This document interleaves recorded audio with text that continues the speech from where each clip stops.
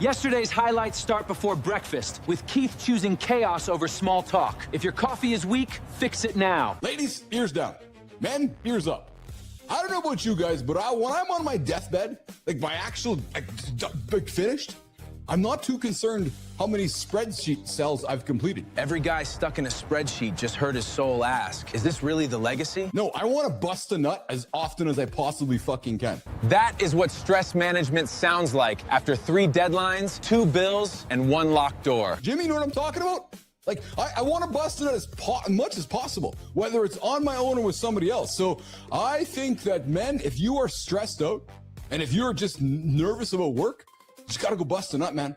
Bust it, bust it, bust it. He said it like a guy trying to beat anxiety before the Amazon driver rings the bell. Because then when life's calling when life's calling it over, you're at least happy that you've busted that nut enough to be happy. You know, when you're in a mood, that's when you say more wacky shit. So I'm in the wacky mood today.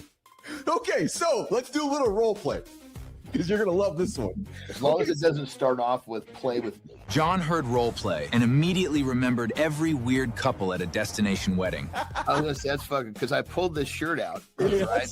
Because Terry folds all my tank tops, but they're actually all my shirts, but I can't see what's in it till I open it. Yes. Because the color's on the inside. Yes. I just fucking pull one up and I'm like, fuck, I hope this isn't one like I wore yesterday, you know?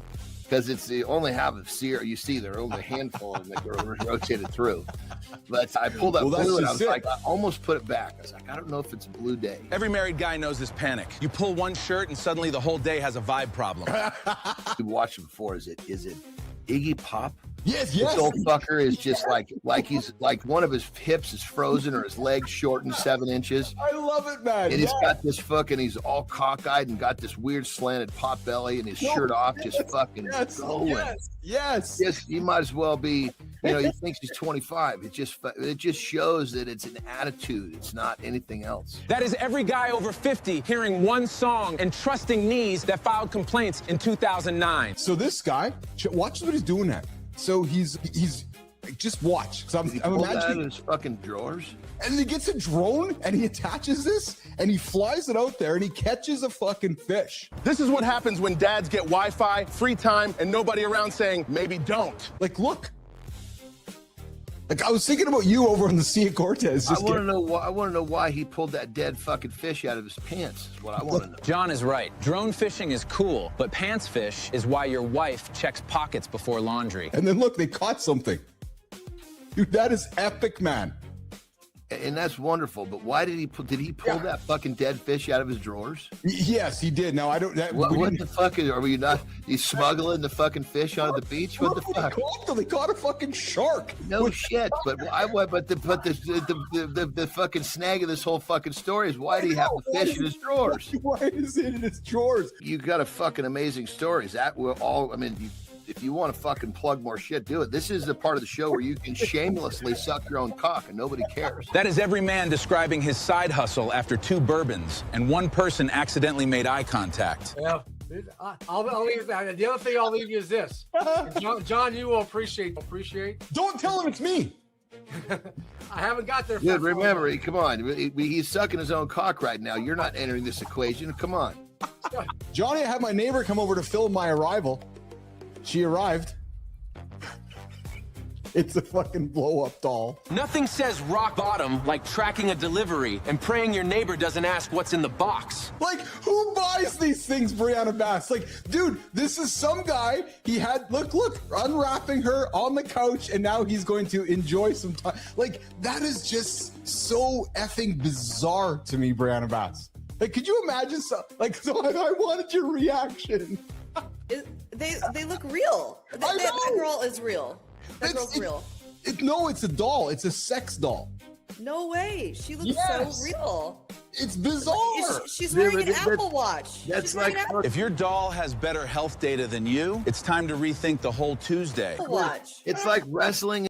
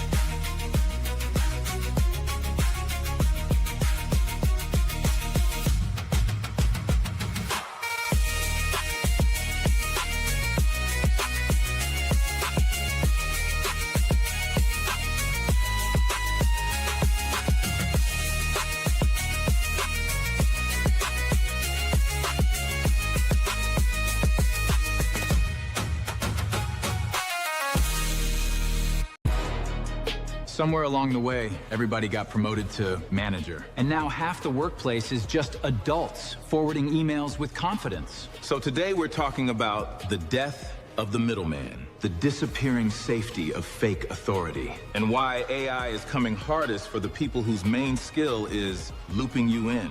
Only on mornings in the lab.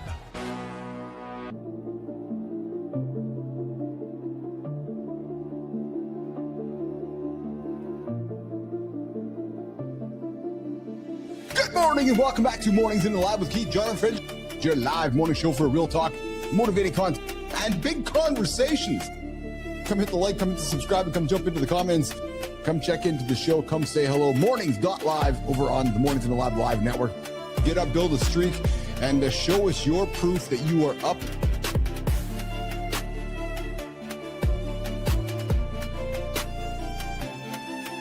The real story, nation, is that the media we are creating is becoming more programmable. Personality is becoming scalable, and character and the universes we create, well, that's becoming infrastructure.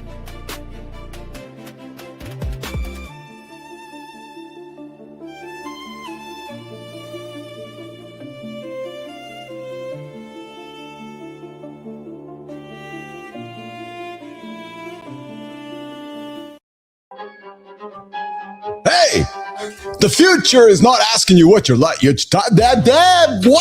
Let's just try that again. All right. Hey, the future is not asking what your title is. No, it's asking you what you can actually do. Yes. And you know what? You wake up today. Hey, congratulations, nation. You're a manager. Yes. You are a middleman of nothing. Yeah. The brutal little title. You got all those letters behind your name. You're a manager of nothing. You wake up, you're in your 40s, you're hanging around going, what the hell just happened to my entire life? Hey, we're having that conversation. But first, good morning and welcome back to Mornings in the Lab with Keith, John, and Friends, your live morning show for real talk, entertaining conversation, and a little bit of motivating, fun talk in the morning. Yes, turn up the volume if you're near easily offended, because we are going to offend you on the show here today. Just a reminder, this is an X-rated experience. It is absolutely not R-rated. No, we definitely are at least 1X. Jimmy, at least 1X, because we are the generation we call X. Yes, we get up and get after it every single day. Welcome to Mornings.live, and to all the lurkers, to all the quiet listeners, to all the replay creepers out there. Get up, get after it. Our show goes live right here, Mornings.live, on the Morning Authority Network that we call Mornings in the Lab. Real talk, real authority, real mornings, 8 o'clock every day. Right here on the network. Hey guys, let us know where you're joining us from. Good morning, Critical. Yes, Critical who? Hold on a second here. Critical Minds. Hey, what a shaking, brother. Big joke today. I'm excited. Jimmy, I'm not in the mood today. Hold on a second here. Hey, Kai Neiman, I got a note from Jimmy last night. Said he was going to his son's something, but he's here today. What the hell's going on? Jimmy, I thought you weren't here today. Anyways, good to have you here, Jimmy. Yes. Oh, it's tomorrow. Oh, yes, because you guys are in the future. Anyways, what? Hey, Jimmy's on the buttons, Kai's behind the scenes, and Melissa's here as well. Good morning, everybody. Good to have you guys over here this morning on the big show that we call Mornings in the Lab. Hey, guys, if you haven't checked out the poll here today, what's your primary value at work right now? Are you creating? Are you selling? Are you managing? Actually, I got to talk about this one. Yep, I got to talk about this one. If you are at a job and you're not creating revenue, I don't know what you're doing. And hey, team, my team's like, what? He's saying we're not doing revenue? What are you doing? Hold on a second here. I didn't say you're not of value. I'm just saying that we might want to consider the tasks that we're doing should ultimately be working towards driving revenue. Because if they're not, they're probably maybe not as critical. I think a lot of organizations forget that. You know, here's the thing. I was talking to a dude yesterday. And we're talking about business and life itself, and was so focused on everything else but revenue. And I was like, buddy, he's like, yeah. I'm like, without revenue, nothing else matters. And it's like the big clock went on the brain. It was like, Jimmy, it was like these lights just like thunder and lightning. It was like Moses, the parting of the Red Sea. I was like, yeah, without revenue, every other task on your list means nothing.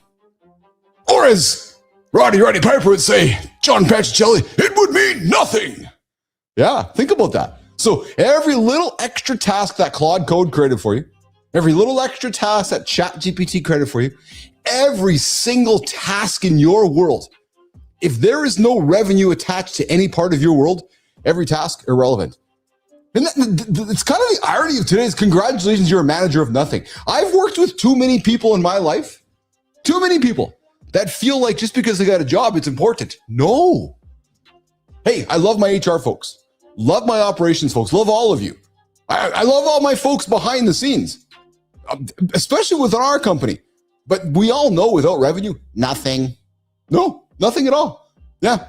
So sometimes, I think often, many of us get confused. What can I do? Get revenue. What can I do? Get revenue. Yeah, that's what we can do is get revenue. That's so. Carter and I were talking. Who's the guy I was talking to? Carter. Carter and I were talking yesterday about business, and we were talking about task lists and talking about things to do, and talking about just when we sit down at our desk. I said to him, I said, dude, if you think you got a million things to do and you're distracted, if all you did today was do one thing to pull the revenue meter, you're doing the right thing.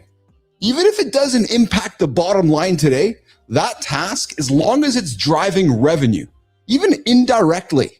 So let me think about Kai. Kai, for example. Kai's on the team, doing a hell of a job behind the scenes, right? She's not directly related to driving revenue, but the decisions she makes, the guests she brings on, the content we create, all works towards either you guys watching more, you guys sticking around more, we having better sponsors, we having better guests, we having everything which ultimately directs revenue. So if you're not working in the direction of thinking about how to drive revenue, you're actually doing the wrong things. And too often, I think too fucking often, we sit down and go, okay, I got 30 things to do today.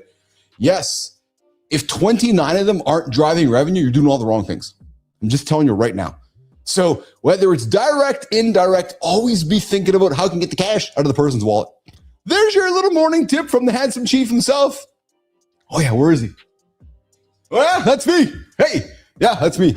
Hey, and actually, except for Jimmy. Yeah, so we have a rule in the company. Jimmy's job is we don't know what the hell he does. Yeah, so Holroyd, you've been around long enough to know this too. Jimmy holds the figurative role in our company of holding.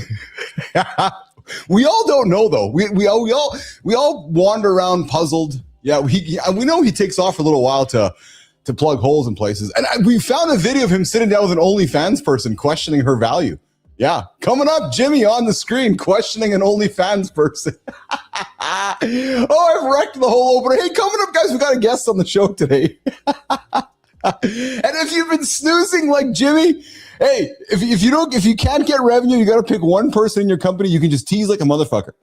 Yeah, just tease. And no, we're not about bullying. So I got no time for bullying, but I got all the time in the world for teasing. I got all the time in the world for teasing, actually, but no bullying, just teasing. What's going on, Sullivan? Good to have you out there, Sully. Hey, Sullivan, check your LinkedIn, man. I was texting you. Nudge, nudge, wink, wink. Go have a laugh with us over on LinkedIn. You'll have some humor with that one. Mike Sullivan joining us every single day, one of the OGs himself. Hey, nation, I think we'll have an arm wrestle between Holroyd and Sullivan one day. Yeah, when we get on the airplane, and we'll have a good time judging. Yeah, when we get on the old Mornington Lab airplane in the future, we'll do arm wrestles for sure. Hey, 19 hours, almost 20 hours behind snoozing. If you're laying around there, just laying around. Yeah, laying around. Hey, The Punisher. Yes, The Punisher. The Punisher Trap. Yeah, dropping on Netflix. Why Men 40 Never Forgive Themselves. Yes, talking about The Punisher. Special for. Hey, remember the guy that won that Poly Market thing with the situation happening in Venezuela? I got the details how he dude, like, you want to talk dumb. Hey guys, talk about driving revenue. This guy was driving revenue with one of the most ridiculous decisions ever. Hey, nobody's gonna catch me. Hey, kindness. Hey, Maddie, I'm gonna go and I'm gonna plan the operation in Venezuela. And then when I'm done work, I'm gonna head on down to the Poly Market over on the internets. And I'm going to go bet on it. And then I'm going to call them and say, hey, I'm locked out of my email account. Can you kill my email address? And then, like, let's just pause. The guy works for the military, smart enough to plan a pretty extensive operation to go catch a bad guy, but not smart enough to realize that maybe there's some breadcrumbs with your email address, where you bet the money. Yeah, I don't know. Hey, Pac-Man Jones. Remember Pac-Man Jones? Yeah, so he played in the CFL. Hey, Roofy, he played in the CFL. And when he ran, that was the sound he made. Yeah, it was like, True story. Yeah, Pac-Man Jones. You know why I put him on the table? Because Ponzi. Yeah, caught in the Ponzi scheme. True story. Could you imagine just going around the dressing room just scamming your fucking brothers? Just scam. It's like, hey, coming up today. Never mind, Zach Loescher. Yes, Zach Loescher from 289 million pounds. Guys, we've never had somebody so heavy on our show. Yeah, true story. 289 million pounds and a drunk suicide post to sober. Yeah, I remember him too. Which one, Maddie? The Zach Loescher guy or the Pac-Man Jones? Yeah, I remember him too. Anyways, Zach Loescher, 280 pounds and a drunk suicide post to sober. The soberpreneur story coming up on the show. Hey, today, Kai, remember when we grabbed this guy? I remember when you put him up in front of me, I was like, I'm kind of interested in talking to this dude because I wonder what it's like. I don't want to make fun of it. Nope, don't want to make fun of it at all. I can't imagine what it's like leaving a suicide note when you're drunk, waking up and going, holy shit. Yeah, not a good thing. Zach Loescher dropping in here at the bottom of the hour. And of course, if we're lucky, Cheryl Raphael Whitaker might just drop into the show here. It starts with joy dropping up here in about 75 minutes. All right, I see Anderson in the distance coming up here in his vehicle. I see everybody in the community out there, but hey guys, Sterling Preston, you guys ready? You guys ready to wind it up? Are you ready to wind it up? Because the morning loop, the morning loop, it starts, boom, right now. Good morning, nation. Brianna brought a real conversation yesterday. Smart, honest, and just dangerous enough for this show. It started with high-performing men. Then Keith said he had a package, and the room changed temperature. That's the lab. 1 minute, it's relationships. Next minute, Chief is teasing a delivery like evidence. Who's nerdy enough to buy that doll? Sterling, do you think it ships discreetly? That question had too much research energy. I'm not liking your follow-up posture. I'm asking for the nation, not me. Definitely not me. Let's start the morning loop.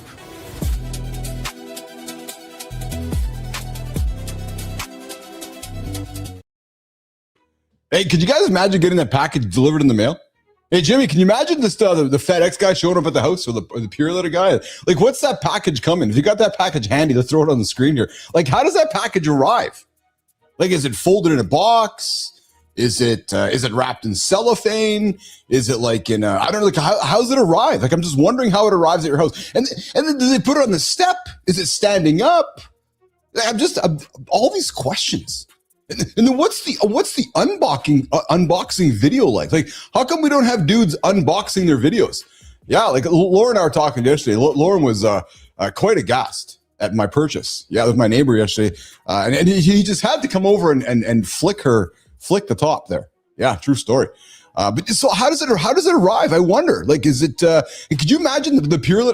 Does he put it over his shoulder like a sack of potatoes? You know, Jimmy, when you're throwing your kids over the back, sack of potatoes. Yeah, just walking around with them. I don't know. Interesting. True story. Hey guys, we got a phone line on the show. 431-300-3005. You can join the show here. We're going to open up in the second hour. 431-300-3005. You can join. And hey, listen, if you've had a package like that delivered to your show, we'd love to hear how it was delivered to your show. Delivered to your house, of course. All right, I see the young man settling in. Yes, the young man himself. What's his name? Well, his name is John Anderson.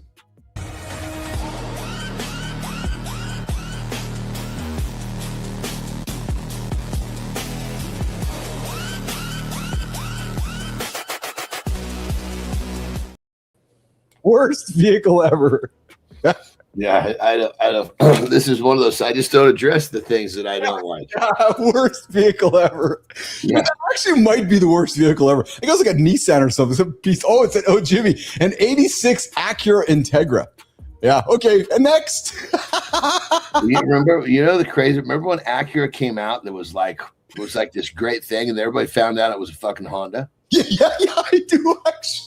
Yes, because that was back when we were still kind of we didn't really understand white labeling or how that worked, right? Or back when, oh, John, did you know that Duracell makes batteries for Costco or something like back in the days where it was like it was our parents were the revelation that these factories would, oh my God, they would make two products there without the same label on it.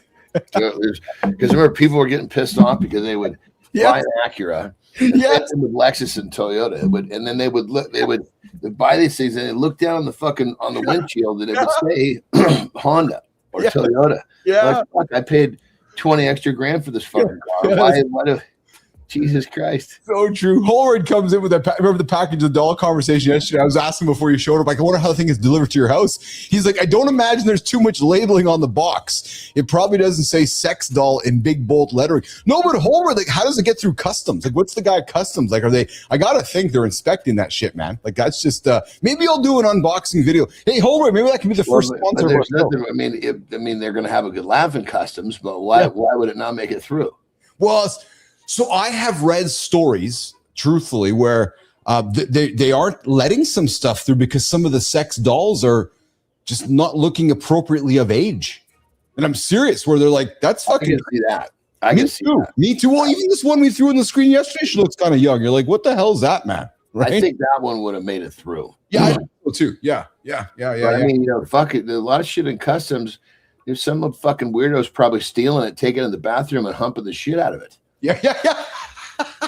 Well, you know, and I know you know, but you can buy just like rumps, like bums or vaginas, like. So we were talking sex toys with Brianna yesterday. Like, you can buy like a rump, just a rump. Call it a rump. Jesus Christ, you fuck up. You call a rump roast. Call it. You don't buy a rump to fuck. Jesus Christ, you weirdo. You buy a rump to eat. Oh, I love eating rumps. A rump. Jesus Christ. I'm going to buy a rump. I'm going to buy a sex toy. I'm going to buy a rump. Hey, who the fuck uses the word rump, actually? What is rump? I love that. I mean, the rump makes perfect. I'm going to make a rump roast. Yeah, I get it. I'm going to buy a sex toy. What are you going to buy? I'm going to buy a rump. Dude, I love eating rump. I love eating rump. Hey, so I got to throw this up here, man. Before I get to some of the topics, I just remember the sounds of these guys when they came out, because the world kind of went, what is this? 28 years ago yesterday. Jimmy, let's throw this up for a little clip. I want to hear this for a little bit of Anderson and Bill is tuning into this one. Jimmy, let's run this one. 28 years ago, Beastie dropped this one. Jimmy, let's run this clip, brother. 1998 gave us a giant robot fighting in Tokyo, and somehow it still goes harder than anything dropping today. Beastie Boys didn't need CGI budgets, they just needed the vision. The story is 28 years since the Beastie Boys dropped Intergalactic, the lead single off Hello Nasty, with a kaiju robot video that became a cultural moment. They mixed hip-hop, electro, and a damn kaiju battle. That's what happens when artists aren't afraid to be weird. 28 years and nothing has touched it. That says everything. We had an intro. I love that we had an intro for that. That was good. Yeah. Remember when that came out? Because we all, at our age, Johnny, we were like, what is this? Well, remember that when they first came out, they kind of shocked the fucking world with their sound too. Yes, 100%.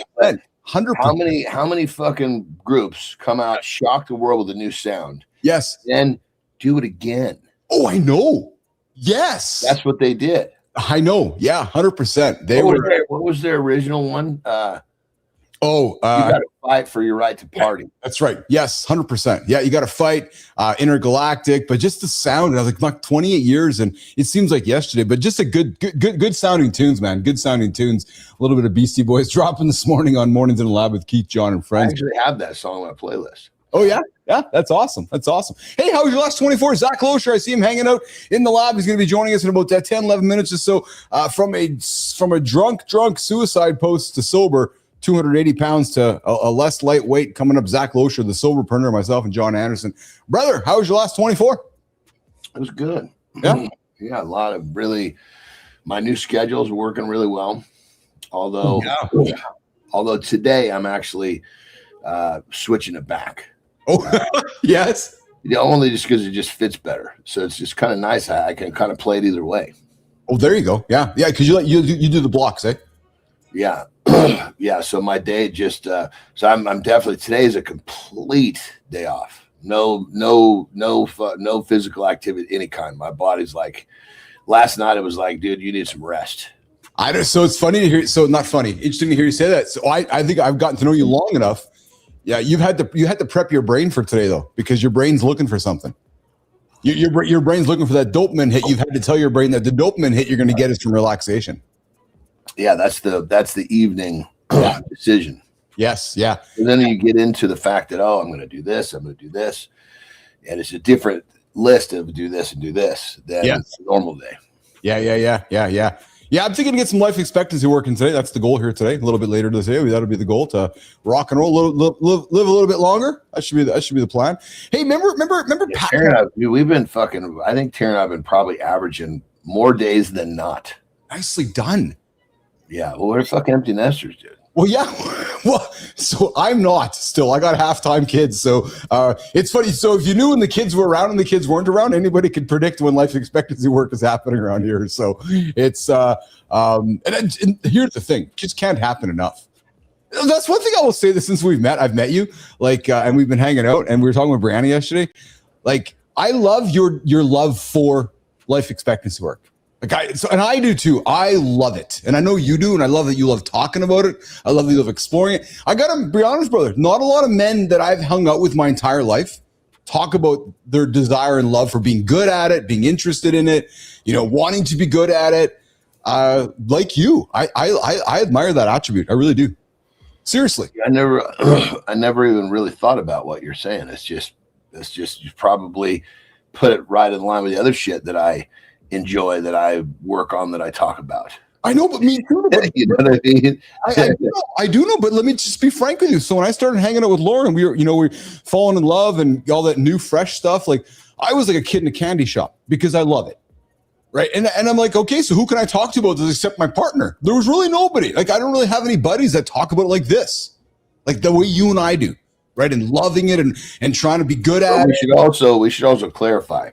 Yeah. Not talking about it like around the fucking around the water cooler. It's like, because that's a different type of talking about. Yeah, thank you. Yes, we don't talk. No, I don't. We're not disrespectful to our partners at all, actually. But just even that I agree 100%. Or sitting there trying to fucking tell a story about how fucking great we were. No. That's not the purpose. I just love being good at something. And I thoroughly enjoy that. Whether I'm good at it or not, I don't know, but I just love it. I just enjoy it. And in the last couple of days, you've been talking about being good at it. I was like, fuck, man. I hope this fucker's good. He's not just trying to convince himself. Good morning, Bananas Logan. You know who deems if we're good? Yes. Yeah. Who chooses if we're good? We don't. Yeah, we know who chooses if we're good. We sure don't. No, we sure don't at all, brother. Hey, you know who is good? I got another legacy act to quickly pull up on stage here. Hey, Kai, we're going to run this one really short because I don't want YouTube freaking out because we're playing a little bit of audio here. But these guys, Johnny, these guys are aging well. They pulled her up on stage. Carrie Underwood hung out with the boys from Crew a couple nights ago, and they did a quick little rendition of So, Kai, let's run this for a quick couple minutes, man. This is pretty cool, man. I don't know on what you're talking about, right? Like, you bring a band together, and they become a business, like a band's business, as we know, right? And you're so right. They get to a point where you hear these bands, Oasis, like Mustaine and Hatfield, or all what you mean, this hatred. And they break up because their egos and their big dicks get in the way. And then, Johnny, they turn out to be nothing. And then it's like, okay, I guess we got to bring Keith and John back together because their value is Keith and John instead of Keith by himself. And there's got to be some interesting stories around that, brother. Seriously. Well, I think what it comes down to is it's obviously we see it wide open in the music industry, but we see it. If you look closely, you find it anywhere where someone's ego gets out of check. Oh, 100%. Yes. Because there's a very big difference between having a conversation or making a demand. Yes. Oh, yes. It's like, yes, hey guys, this is what's going on, blah, blah, blah, blah, blah. If everybody's willing to have a conversation versus demanding this and demanding that, then at some point, I mean, what do you think about it? When you live in a world of demands, at some point it says, fuck this shit.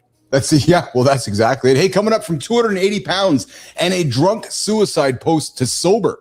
The soberpreneur story. Zach Loescher is joining us in a few moments. Johnny, I can't imagine being in such a state, and maybe you have been in some of these states before, being in such a state where you write a note. It's a suicide post, and then you wake up and maybe you're sober. You're like, what the fuck am I doing? Like, I can't imagine the fear of that, man. We're gonna have a conversation with Zach Loescher in a few minutes on that one, my brother. bet the funny thing about that one is, obviously, as a father, it's very different because now you're not living for you, right? Yeah.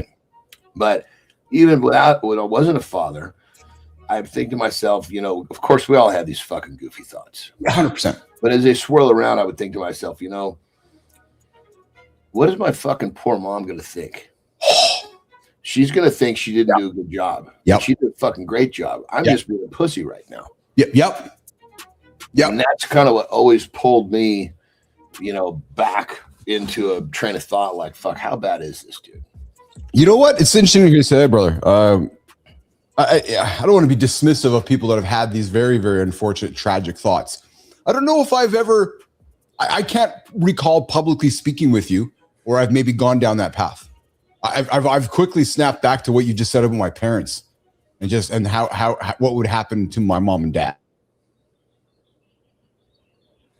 Brain's gone my whole life. Like I don't really know if I've ever gone back and said, I don't know if I'm just thinking out loud when seriously on the spot, whether I've been in such a low spot where I've had to pick up that pen and think about that. I don't think I have. I've never gone as far as pick up a pen, but we have thoughts about, I'm going to do. Yeah. But the picking up the pen is that's like the first step of making it more of a reality than a thought. I think so. Yeah. Well, we're going to talk to Zach Losher coming up about that and see what happened when he picked up that pen and put it down and the soberpreneur story. And here's the good news. The good news is Zach Losher is here today to talk about it. And that the pen did not come through with a prophecy. Hey, I got some Tom Brady words of wisdom. Kai, let's put some words of wisdom on the stage. Something so basic, so simple, but sometimes we need a good reminder. Some reminder from Tom Brady. Kai, let's drop it up here, kid. 0-8 freshman high school team. I didn't even play. We didn't win a game, and I couldn't even get on the field. I was kind of a late bloomer, recruited to Michigan late, started as a 7th quarterback. Had to work really hard to even play. Thought, oh man, I'll be in pro football. Got drafted in the 6th round. No one thought I'd make the team. So that drives you. Yeah, it still does. I think now it's like, wait a minute, now you guys want me to stop playing? No, this is when I'm having fun. Now is the time where I get to do, really enjoy it. I always had a lot of belief in myself, and I always tell a lot of young quarterbacks, you don't believe in yourself, why do you think those guys who are looking at you are going to believe in you? When you step in that huddle, they better look at you and go, man, that guy's ready to get the job done. Because if they don't see that, then they're going to start questioning, oh my God, I don't think that guy can get the job done. So you got to believe in what who you are, what you do, what you bring to the team. And then if you do that, they're going to feed off that as well. The power of self-belief, Johnny, the power of self-belief as a leader, eh? Like just something so simple, yet I think so difficult for so many leaders. Johnny. I think it all comes down to whether it's self-belief or getting, your crew or your team to believe. Oh, yes. I think it all roots in the same fucking spot. It's doing the shit that other people won't do and doing it more consistently. That right there changes the hierarchy of who's standing up and who's sitting down. Yes, 100%. I'll tell you who was sitting down on the weekend. I appreciate this when he does this. So UFC ran a fight on the weekend. This dude here, Dana White, called off a couple of fights right in the middle of the fight because of, hey, Sterling Preston, let's set it up. Dana called the FBI on his own fighter, mid-card, Saturday night, then pulled a second fight, same card, 90 minutes apart. 2 fights pulled Saturday after suspicious betting flows hit the sports books. FBI confirmed an active investigation. Dana said he'll burn the sport down before it becomes tennis. That's not a press release, that's a threat. That's pretty cool, actually. So these fights are in motion. Yes. Like round 2. No. So you and I. So actually, no. There's a fight happening. You and I are coming up in an hour from now.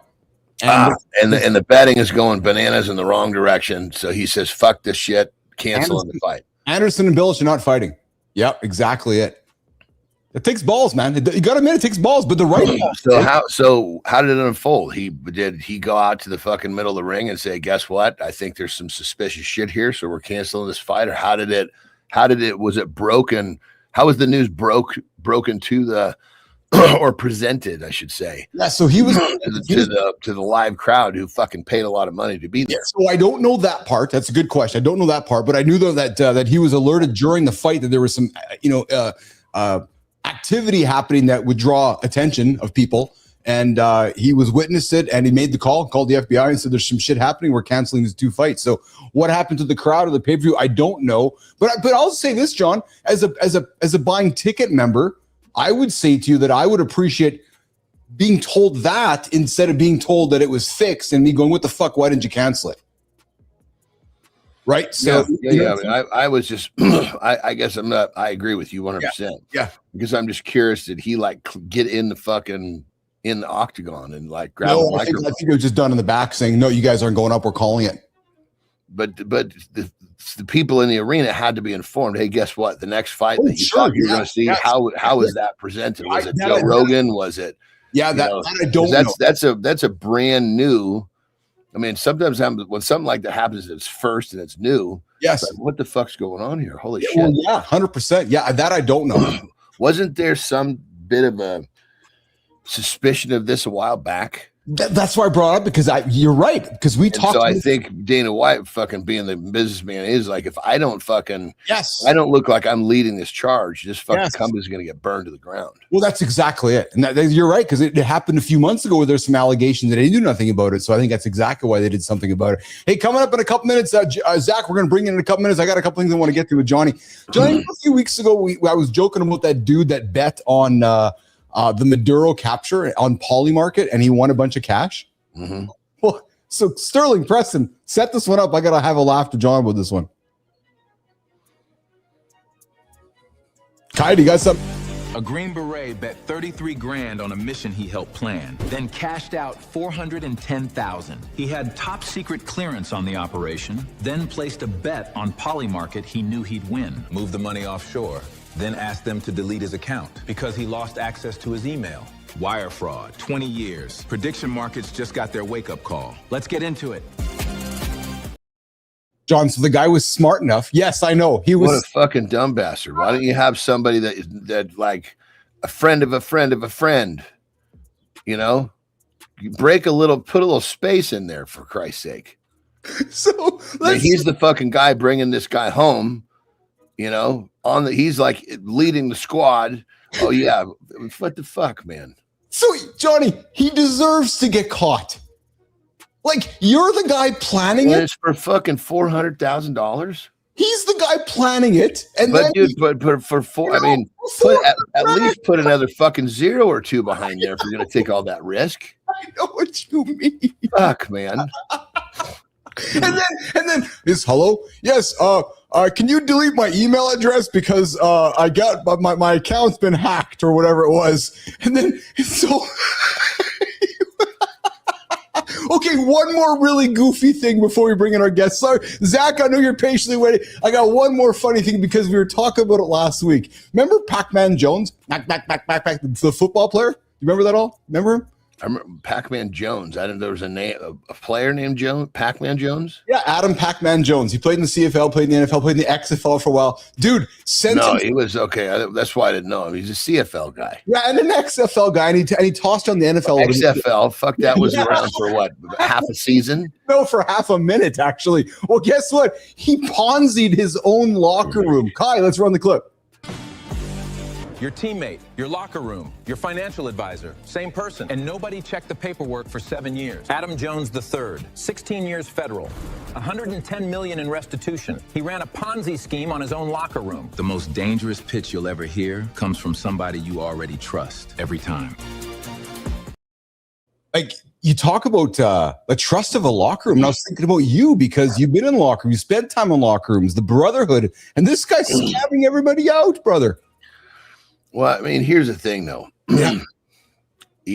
There's, especially like in all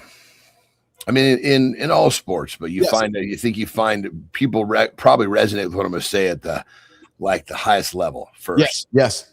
You got guys that all they know is the sport that got them out of the hood. Yeah. And they bring that hood behavior into this place where there's fucking money all around them. Yes. So probably he's fucking getting. There's probably not a lot of fucking people who went to fucking Harvard and got caught in his Ponzi scheme. He's preying on his own neighborhood, but they're in a fucking NFL locker room or whatever, CFL locker room. Yes. So he might as well, he could have been running that fucking thing out of the fucking projects. He just would have made a fraction of the money. He's just a smarter guy than the dumber guy, is what you're saying. He's just a little bit smarter than the guy over there. It's like, I know exactly what you're saying. Yeah. I brought the hood to the locker room. Man, that happens often, isn't it? It really does. It really does. Hey, coming up, Zach Loescher from 280 pounds. Suicide note, soberpreneur, the conversation, Keith and John and Sophia Grant. The conversation starts right now on Mornings in the Lab with Keith. Some people are very good in an emergency. Sirens, blood, wreckage, panic. They know exactly what to do. Then they go home, close the door, and realize they have no idea how to rescue themselves. That's where Zach Loescher's story hits hard. He spent years walking into everybody else's worst day. For 20 years, Zach worked as a first responder from the Detroit metro area. Ambulances, disaster response, mountain rescue, the whole storm. For 13 years, he volunteered with Alpine Rescue in Colorado. Weekends on mountains, weekdays around emergencies, always moving toward danger. And through all of that, alcohol was quietly becoming the emergency he couldn't outrun. At his heaviest, he was somewhere between 260 and 280 pounds. He was helping strangers while disappearing from himself. Then came a Michigan Airbnb. Zach was drunk, broken, and posted what sounded like a final goodbye. The person who sent help was someone he had hurt, someone who still made the call. A police officer showed up. Zach lived, but survival was only the first rescue. The harder rescue came next. Rehab, honesty, sobriety, learning how to sit with the wreckage instead of running from it. Now he's turning that wreckage into language with soberpreneur and the addict's mindset for men who still think asking for help is weakness. Zach, welcome to the big show. Thanks for sitting down with us today.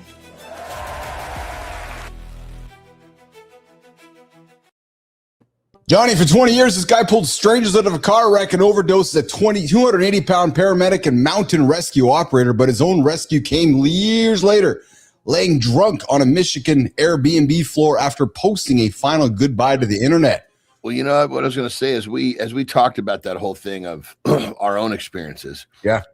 As I'm reflecting and listening to this, there's zero question in my mind as I think back that the times that I had these thoughts, I was addicted to something.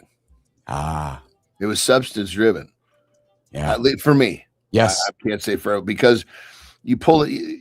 Okay. Whatever the problem is, you got a list of fucking problems that when you're fucked up, because when you're fucked up, you're not dealing with your problems. So if you're obviously I guess that's for me, the substance, that's probably one of the biggest dangers, is that it took that rational thought process away from me. Wow. Let's talk about it with our guest right now. Zach Loescher joining myself and John this morning on Mornings in the Lab. Good morning, Zach. Hey, morning, y'all. How you doing? Good. How are you, brother? Living the dream now. Where are you joining us from today, brother? Outside Detroit, about 45 minutes northwest of Detroit. So. Okay. You heard us postulating a little bit. Any opening comments on what John had to say or what we had to say? No, it's the biggest thing is you don't realize that the opening thing was, running into the emergency. It was everybody else's emergency, and I was probably 6th, 7th, 8th, 9th, 10th in line to think about myself. It was always working with somebody else, helping somebody else instead of helping yourself when you needed it the most. So yeah, that's a really good point, brother. If we take care of ourselves first, we take care of other people better, but more importantly, we're in the space that keeps us kind of, sheltered from some of the stuff we're going to talk about. Yeah. So Zach, let's get into the dark days, man. What, one of the things we like to do on this show is to inspire and help motivate men, women, humans, of our generation, of our era, to maybe help them get off the couch, help them not hit the snooze button, help them maybe through a transformation, help them through something that maybe they didn't think they can overcome. Let's talk through your journey. Let's talk through the moments leading up to, November 24th. Zach, where do you want to start? Yeah, no, it's, basically, grew up in a great family, great situation, played high school soccer, played college, played over in Europe 2 summers, played semi-pro back in the States, and then got into EMS for 20 years. And, the soccer was a party and everything, typical college. And, then EMS came, and EMS back then it's got better, definitely a lot better now. But back then it was, don't talk about your shit. If you talk about it, then you're going to be put behind a desk. And, obviously the desk job was not for me. It was, the reason I was on the streets. It was to help other people and to, get out there and not, per se have that boss in front of you the whole time. But, the way to deal with it is there was literally 4 bars open in Denver at 6 a.m. when you got off shift, or 7 a.m., whatever shift time ended. And, they all ran specials, and especially if you're a first responder, you get expert specials. And that's how we dealt with shift. It was, either a few of us showed up, or if it was a bad night, then, there could be 10, 12 of us that showed up for drinks, so that just think with that for a second. Hey, Zach and John. So there's a business owner, owns a restaurant, owns a bar. He's like, yeah, you know what? I'm gonna get a special setup for first responders, and we're gonna set it up. We're gonna make it easy for them to come off work and hang out and spend time here. And it just this dude named John or Keith, and he sets it up. And the next thing you know, Zach and people start showing up on one day, right, Zach? And the next thing you know, it turns into 70 days, and then it turns into 10 years. And just think about that. Like, I'm just thinking about kind of the way you're explaining it. Probably just a really innocuous moment. Let's go for a drink after the first shift, eh, Zach? Next thing you know. Oh yeah, it became the norm. Yeah. Well, I mean, think about you're obviously talking about the one that's set up for the first responders, but what the fuck do you think happy hour is? It's to start the goddamn process. Yeah, that's a good point. Yeah. Well said, Anderson. Yeah. So Zach, but you end up doing that first time, and next thing you know, it just never ends. Oh, it's a continuous cycle until it obviously broke the cycle finally, but it took decades before that happened. It's so crazy because when those things start, it's like it's getting better and it's getting better and getting better, and then all of a sudden it kind of levels off and it starts fucking getting worse, and by then you're fucking stuck. 100%. You got that little bit of fun up front, and then you got fucking however long you're stuck in that shit of just fucking torment.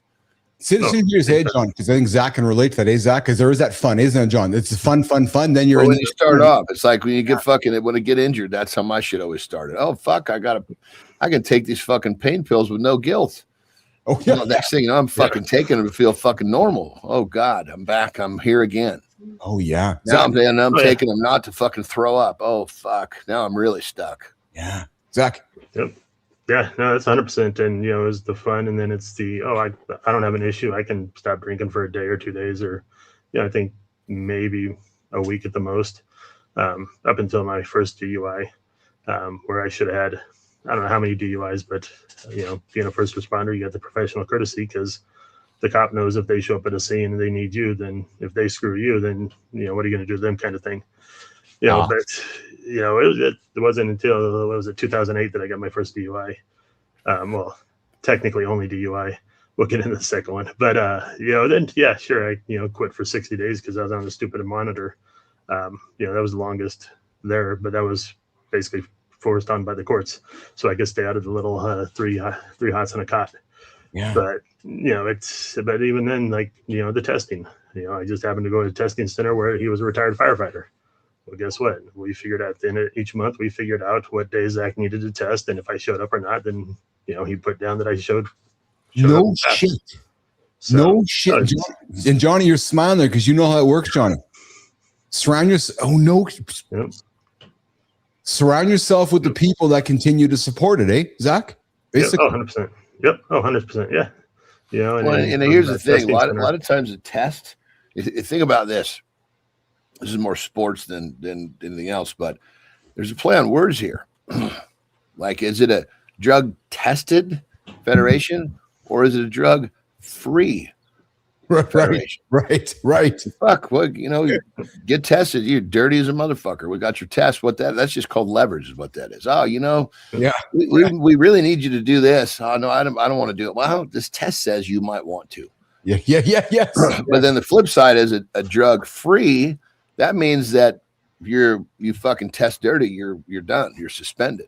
Yeah. And it's the whole idea of drug testing in many cases is just kind of a way for, I don't know, organizations to make themselves look like they got a grip on what's going on. Yeah. Zach, you strike me the way you talk about it so so I'm trying to find the word. I don't want to say flippantly, but you speak about it like it was like, and I mean this really in a great way. It's just how it was, for you. That's just how it was. Yeah, and I mean, it's taken some time, and obviously, looking back, it's easy now because, I was a drunk fuck then and needed the help, but in my eyes, I was completely fine. Yeah, I wasn't the issue. Everybody else was the issue. So now looking back, having a different vantage point of it, it's it was completely Zach was the asshole, Zach was the drunk. So, but it doesn't. Until you truly want it, and thank God for Jen is the one that made the phone call to get the cop to come on 11/24/23. It's I wasn't the issue until basically I was going to lose everything. So then looking back, and now it's a lot easier. And I think especially with a lot of addicts is that they don't see that until they really truly want to, and somebody coming to say, I had a good life, a great life at the time. Or I thought I did, and it wasn't really that great, in my eyes. Zach, do you have kids? I do. Yeah, one. He's actually just Tuesday turned 10 months sober. So. Oh, congratulations! Yeah. Oh, and 10 months sober. Yep. Interesting. That's beautiful, brother. Leading by example for your little ones. Yeah. So, yep. Nope. Yeah. 26. Which that's a whole nother crazy story that he came out to Detroit to visit last July. And, I kind of knew from the time he got off the plane with his girlfriend that, he had pretty damn serious shakes. And, obviously, he said he hadn't ate all day. I'm like, okay, cool. And, once he ate and it was still there, then he had a few drinks and you knew it right away. Yeah. Yeah. When someone's got that, they're fucking deep, man. Oh yeah. No, he ended up 5 days in the hospital with 10 or 12 bags of potassium. Wow. But just for whatever reason, just like myself, no medical complications from the drinking. So knock on wood, praise God for that. That both of us, aren't on dialysis or worse. So good morning, Rico. A lot of people fuck themselves up. I mean, alcohol. Some people have gone through like severe. I shouldn't say severe. Just been through being alcoholic. They come out with fucking permanent marks. Yeah, 100%, big time. So Zach, thanks for sharing. Thanks for sharing that about your son. Were your parents, or did you come from a family of alcoholism? Nope. So you, if I may, you were the starter of the cycle for your son. Technically, my younger brother, only brother I have 2 sisters and a brother, but he went through rehab. I think he's 13 months clean and sober now, or 13 years, I mean. Okay. Clean and sober now. So, but yeah, no, parents drank here and there, whatever, and nothing, nothing crazy or anything, just socially here or whatever. Yeah. For a holiday kind of thing. And and then, my brother 13, 14 years ago, went to rehab, and, we had a great time partying beforehand, in Denver. But then it was basically almost 2.5 years ago that I finally got my ass there. And then your son. So yourself and your son, and now the two of you are going through this together. Yep. So it's it's something like it's for me now. It's like, I can't relapse now. Like that would just set the standard for him to it's okay kind of thing. And I don't want to. I'd lose too much that I've built now. Yeah. On my sobriety with the sobriety, and it's crazy how much. Well, I love what you said. I'm sorry to interrupt, but I just fucking love what you said. Is standard. Mm-hmm. You've created a higher standard for yourself. Yeah. And that right there, your standard for you is I don't do this. The old me did that with a lower standard. Yeah. I think if people understood that they, that the standard that they hold themselves to is going to dictate everything about their future. It's just I love the fact that you said that. Yeah. I think the standard and your mindset. So many people, have such a negative mindset. Like, oh fuck, I got to wake up in the morning. Oh fuck, I got to go to work. Like, I'm happy every damn morning. I don't care if it's 2 in the morning. I'm waking up to do something or whatever time it is. Like, God, let me wake up today, so I'm gonna have a great day. Whether it's 5 degrees below zero here, or if it's 90. Well, someday we'll get warm again here in Michigan, but whether whatever it is, like I'm gonna have a good day. Like, so many people just start the day with negativity that, you know, that's their whole life. Then, like, you know, if you don't get out of that negative rut, then, you know, it's, you know, it's insane, the negativity that so many people want to bring into the world today. Like, hey Zach, you've mentioned God a couple times. Are you a man of faith? Yeah. Yep, absolutely. Have you been a man of faith your whole life, or has faith brought you through your journey as of late? I'll say yes and no. Okay. Grew up going to church, Sunday school, whatnot, you know, Wednesdays with the high school stuff. And then really when I was on the truck, we had it was St. Michael's up in the A-pillar, and then, there. But then once I got off the truck and really started drinking, it went away. It was non-existent. It was nowhere to be found anywhere in my vocabulary, in my life, and anything. And then once, getting to rehab started it. But then, I mean, it was really like 5 or 6 months after rehab that, I had a light bulb moment or whatever, that it really kicked in and, started going, I don't want to say down the path of faith or God or whatever, but, taking that path that, it's, with the, the resilience that just keep going kind of thing. And, it's helped. I mean, I wouldn't be in the position I am today with Jen, my girlfriend, and the house we have, the business and everything. I don't think if it wasn't for him and, putting the right position or the right pieces together and, obviously have a bigger plan than 20 years on an ambulance. So I'm still here. So it's interesting because you've, John, you'll appreciate this. Zach, you've publicly admitted to lying and cheating on Jen during your drinking. You've written that down. You've talked about it publicly. Anderson, most men would not admit that, even sober ones through recovery. Yet, Zach, you put it down in print. Like, what? That's part of your recovery. You're supposed to fucking, I mean, that's truly recovered. You're supposed to let it all go. Yeah. So, but I want to go here. So, what does she think? When you publicly make those statements about your own self, like, how does your partner feel about that? It took months and months or years. It's been 2.5 years sober. So, I mean, we were together for about the first 6 months of my recovery. And then up until recently, this basically, again, knock on wood with God, like where I was staying, she literally got in a huge T-bone accident 200 yards in front of my place on the highway, which reconnected. She made the phone call at 11 o'clock at night to call me and tell me. And so from there on, since, November last year, or was it December last year, actually, that, it really started that ball in motion again. And, I think, just being open about everything, like, there's no reason to hide anything from my past. Like, that's the biggest thing. Like, when I was drinking, I wanted everything hidden. I didn't want this, you to know this or them to know this or that. It was, my secrets, or supposedly protecting that addiction, baby. 100%. Yeah, 100%. And like, as John said, it wouldn't be true recovery if I was still hiding shit. Like, it's, it's all out in the open. Oh, did we lose him? I think so. There we go. Zach Loescher joining myself and John Anderson this morning on Mornings in Live with Keith, John, and friends. John joining us out of, Zach's joining us out of Detroit there with a little bit of a technical problem. Hey, Johnny, so there's a dude, we joke about OnlyFans all the time. So, and you see people and pictures and images, and I found a funny clip, man. Some guy, I guess, arranged a date with like his OnlyFans model that he pays for. Like he pays, and then I guess he was like, okay, I want to meet her in person. Kai, let's run this clip, man. Here's what he says to her. It's nice to finally meet you. You're much fatter in person. What? You're much fatter in person. Fatter? You're much fatter in person. You're like, what the? So that's Johnny. That's why he's on OnlyFans. Like, that's why he's fucking paying her on OnlyFans, because he probably can't get a girl in real life using words like that. You're much fatter in person. What the fuck? I mean, that just kind of shows the character of the people that are paying for that shit.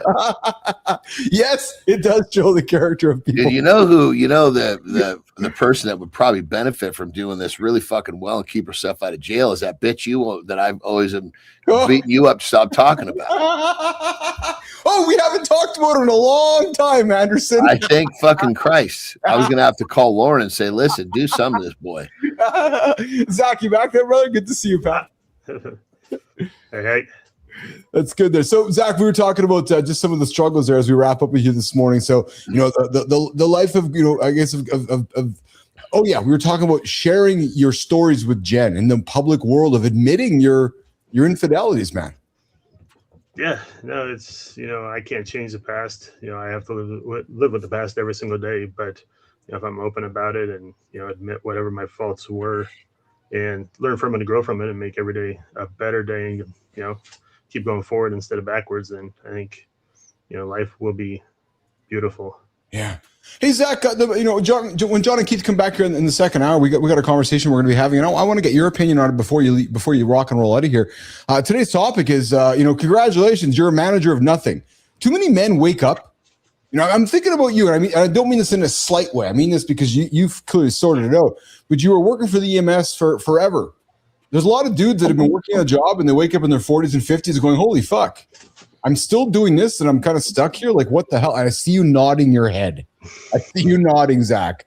Talk about that. Give some inspiration to the man right now who maybe can't see through his own situation, that he's like, you're actually a manager of nothing right now. You got some letters behind your name, but you're actually nothing. Oh, 100%. You know, and I think that's huge in the addiction world because everybody going into rehab thinks that they have nothing. And, you know, with the talk I do is the addict's mindset. Like, you know, as an addict and anybody that's got an addiction, you have the greatest mindset there is, with the tenacity, the drive, you know, the no quit because I'm going to get that next fix or that next drink. You know, that mindset is going to get you somewhere. But, you know, yeah, like, you know, that 20 years in EMS, like, what do I truly have to show for it? You know, positive. I'll rephrase it that way. You know, there's a lot of negative I can talk about, but positive, like, yeah, I mean, yeah, absolutely. You know, I touched a bunch of lives and things like that. But me personally going forward, you know, there's no bank account, there's no 401k, there's no, you know, nothing to show, you know, besides the scars. And I think that's, you know, our society is, you know, go to school, get a good job, you know, have a good retirement, supposedly, you know, but they don't talk about the, you know, 10, 20, 30, 100,000 in debt you are because of the school. Like, you know, that push everybody. Well, the first part of that fucking hoax is prepare for a retirement, which is saying that I'm going to do a bunch of preparation to leave this fucking activity I chose to do for 40 fucking years. How about choose an activity you don't want to retire from? And this whole problem solves itself. Yes. Well, and I could argue, John, that might have been the challenge that Zach ended up in. Zach, that's exactly where you ended up, brother.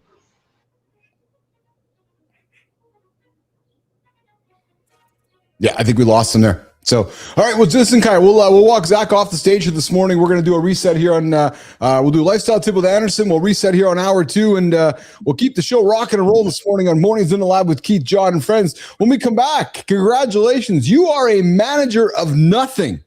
Yes, it's something Keith and John like talking about. You're sitting on the couch, Johnny, with your fat tits. Yeah, get up. You're 40, you're 50 years old. Your life's passing you by. Maybe today's the day to restart that conversation. Well, you're a manager of those tits if you got them. With John Anderson right now on Mornings in the Lab.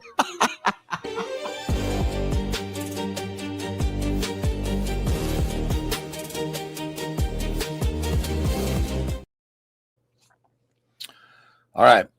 We've been focused on getting you guys to ask yourself some questions. So, are you acting like a spoiled little shit? Let me frame this. So, you give your child a present. Maybe it's his birthday. Maybe it's Christmas. And he opens it up and he starts to fucking complain. Ooh. I think we could categorize that kid as a spoiled little shit. Right? Boom. Well, now, are you behaving the same way? Okay, let's frame it again. God, or whatever name you choose to put on whatever your faith is, gives you the gift of waking up every day. What do? You get up and you fucking bitch and you complain. You act like a spoiled little shit. Now, hopefully that's not you, but I'm guessing that's a lot of you. So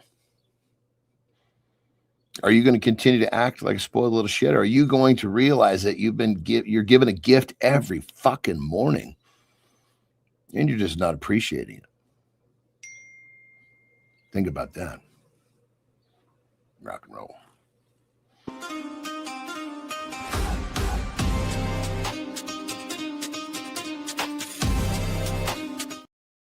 Good morning. Good morning. Welcome back to Hour 2. We call Mornings in the Lab with Keith, John, and Friends, your live morning show for real talk, motivating content, and entertaining conversation. We're hanging out with Zach Loescher. We're going to bring Zach up here for a couple minutes and wrap up him this morning. We're talking about congratulations. You are a manager of nothing. Yeah, manager of nothing. That conversation starts here in a few moments. Zach, from 280 pounds to a suicide note, got his life sorted out. We're talking soberpreneur. We're talking getting life sorted this morning with Zach. We're going to do the reset here this morning on Mornings in the Lab with Keith, John, and Friends. Let's do it. Let's do it, Kai.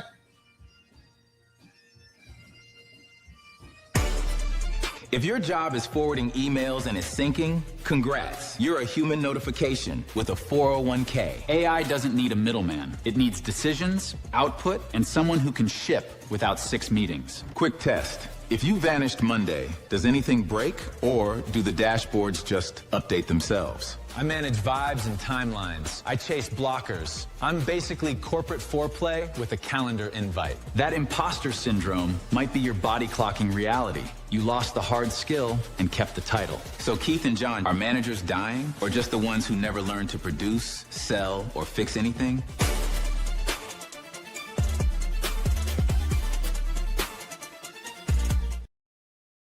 Hey, Zach, we're going to wrap up with you here, brother. We'll bring you back up on stage. Our guys, bring Zach up on stage for a couple minutes. We'll wrap up with Zach this morning.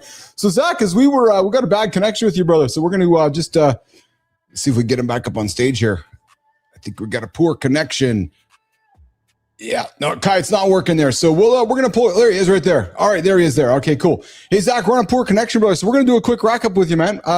How can folks find you, connect with you? I know you got the Soberpreneur business. Talk a little bit about your business, Zach. Yeah, so Soberpreneur actually just came along. I was down in Texas at the Bill Walsh event, and he said something, and it just kind of clicked. And I was like, well, kind of makes sense taking the sobriety side and the entrepreneur side and combining both of them. Yeah. But yeah, I'm on LinkedIn, obviously, where you found me, Facebook, TikTok, and then soberpreneur.life. And so your business is helping men in situations like yourself, basically. Is that what you say? Yep. Yeah, correct. Yeah. Whether it's, first responders, everyday citizens, whether it's other addicts looking to get out of the rut and grow. So. Yeah. Yep. And it's a monthly coaching program. Is that how it works, Zach? Yeah, it works. I mean, I kind of got to set up because I know, coming where you basically are, like, especially as an addict, like you pretty much have nothing. So a lot of it's working on whatever they have to offer kind of thing. And, a lot of it's done just because I want to do it. Yes. So. Yeah. Hey, Zach, were you part of Alcoholics Anonymous? Were you part of the 12-step program? Yeah. Yeah. Yep. Actually, I kind of did a spin off of the 12 steps to more of 12 steps of a successful life. I see. Okay. So, yeah. And is it fair for me to say that's what keeps you on point? Yeah, 100%. I mean, there's a lot of programs out there, but AA was the one I found most beneficial for myself. That worked with me, for me, and so I've used it, for the last 2.5 years.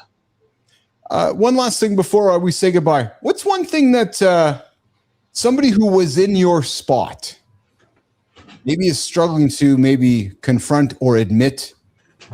That if you had a chance to say to that person right now, what would you say to that person? Just be fucking honest with yourself. That was my biggest downfall, is I was never honest with myself. That's hard though, Zach. I don't want to be honest with myself. Absolutely. Suck it up.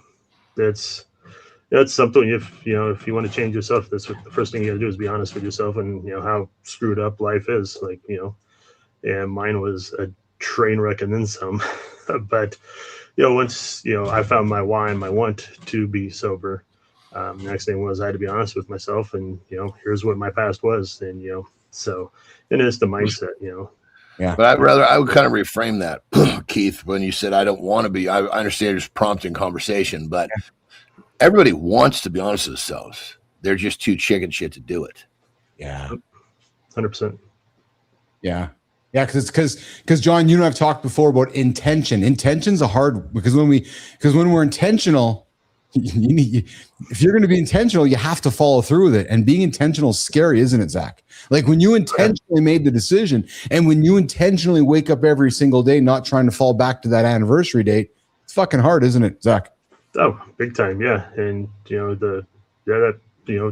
having Jen not show up to take me to rehab was probably the best damn thing that happened. Yeah. Because I know I could have talked her out of it. So my ass having to get an Uber and go to rehab and have, I don't know, was it 20? I don't know. It seemed like 3-hour drive. It was probably 20 minutes. Yeah. To walk in those front doors was huge. But it was, like you said, the intention of it and me being honest with myself that, I need to take care of this problem. Yeah. Yeah. John, we're going to close up with Zach. Zach, some closing comments from you? Hey, just go out there and live life. I don't know how much longer I have. I've obviously extended it, now through sobriety, but go out there and live every day, love every day, and have a blessed day. It's a great life to live. Yeah, Johnny. That's it, brother. Keep doing what you're doing. Leading by example. That's what the world needs, baby. That's it. And Zach, I got an invitation for you, my friend. As you go through your daily journey as the soberpreneur leading men, you can know with confidence that every single day at 8 o'clock Eastern time, a positive dose of interesting, fun, motivating conversation, not designed to drag you down and drag you backwards, happens every single Monday through Friday with Keith and John. So if you're looking for a picker up, you're looking for some energy, I invite you to jump into the comments, turn us on. You know where to find us. And I assure you, some of the stuff you hear will help you move forward. So I would like to offer that invitation to you because I'm sure there's some days you're like, holy fuck, we're here, man. We're here every single Monday to Friday. Yep, absolutely. Yeah, no, definitely. I'll be here for sure. Awesome. All right, guys, welcome out of here. Zach Loescher this morning, the Soberpreneur on Mornings in the Lab with Keith, John, and friends. Johnny, the middle manager, wakes up. You're a manager of nothing. I found something, pal, that I thought you might be, kind of intrigued about. And Petro, ears up on this one, brother, because I would be kind of curious about your input as well. The invisible glass experiment. Johnny, scientists once conducted a fascinating experiment with a pike and an aquarium. Placed a transparent glass barrier in the middle of the tank. On one side was a large hungry pike. On the other side swam several small fish. And what they found was as the pike was, fuck, I just lost my notes here.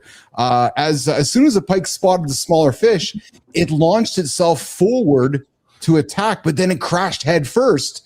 Undeterred, it kept trying again and again and again. Eventually, it gave up. The scientists removed the barrier, John. The small fish swam freely, but the pike never attacked again. It refused to strike. It's like a fucking dog, like my girl. Yes. If the fucking gate is closed, she will go fucking nuts. Yeah. The gate is open, she sits there fucking quietly. Yeah. But get this, man. I think you'll appreciate this because this, just like your dog, you talk about this often about the couch and getting off the couch and the fat tits you joke about. This pike experiment, Anderson, is a powerful metaphor for how repeated failures and setbacks create invisible mental barriers that limit us after the real obstacles disappeared. So just because you failed at a bench press, whatever it was a while back, and you didn't keep trying, your brain thinks you can't do it ever again. It's like this metaphor of this glass wall, when in reality is we can do it, but this glass wall prevents us from doing it. Interesting take on that. It is though, because they removed it and it didn't. And well, I guess because I just see it differently. Yeah.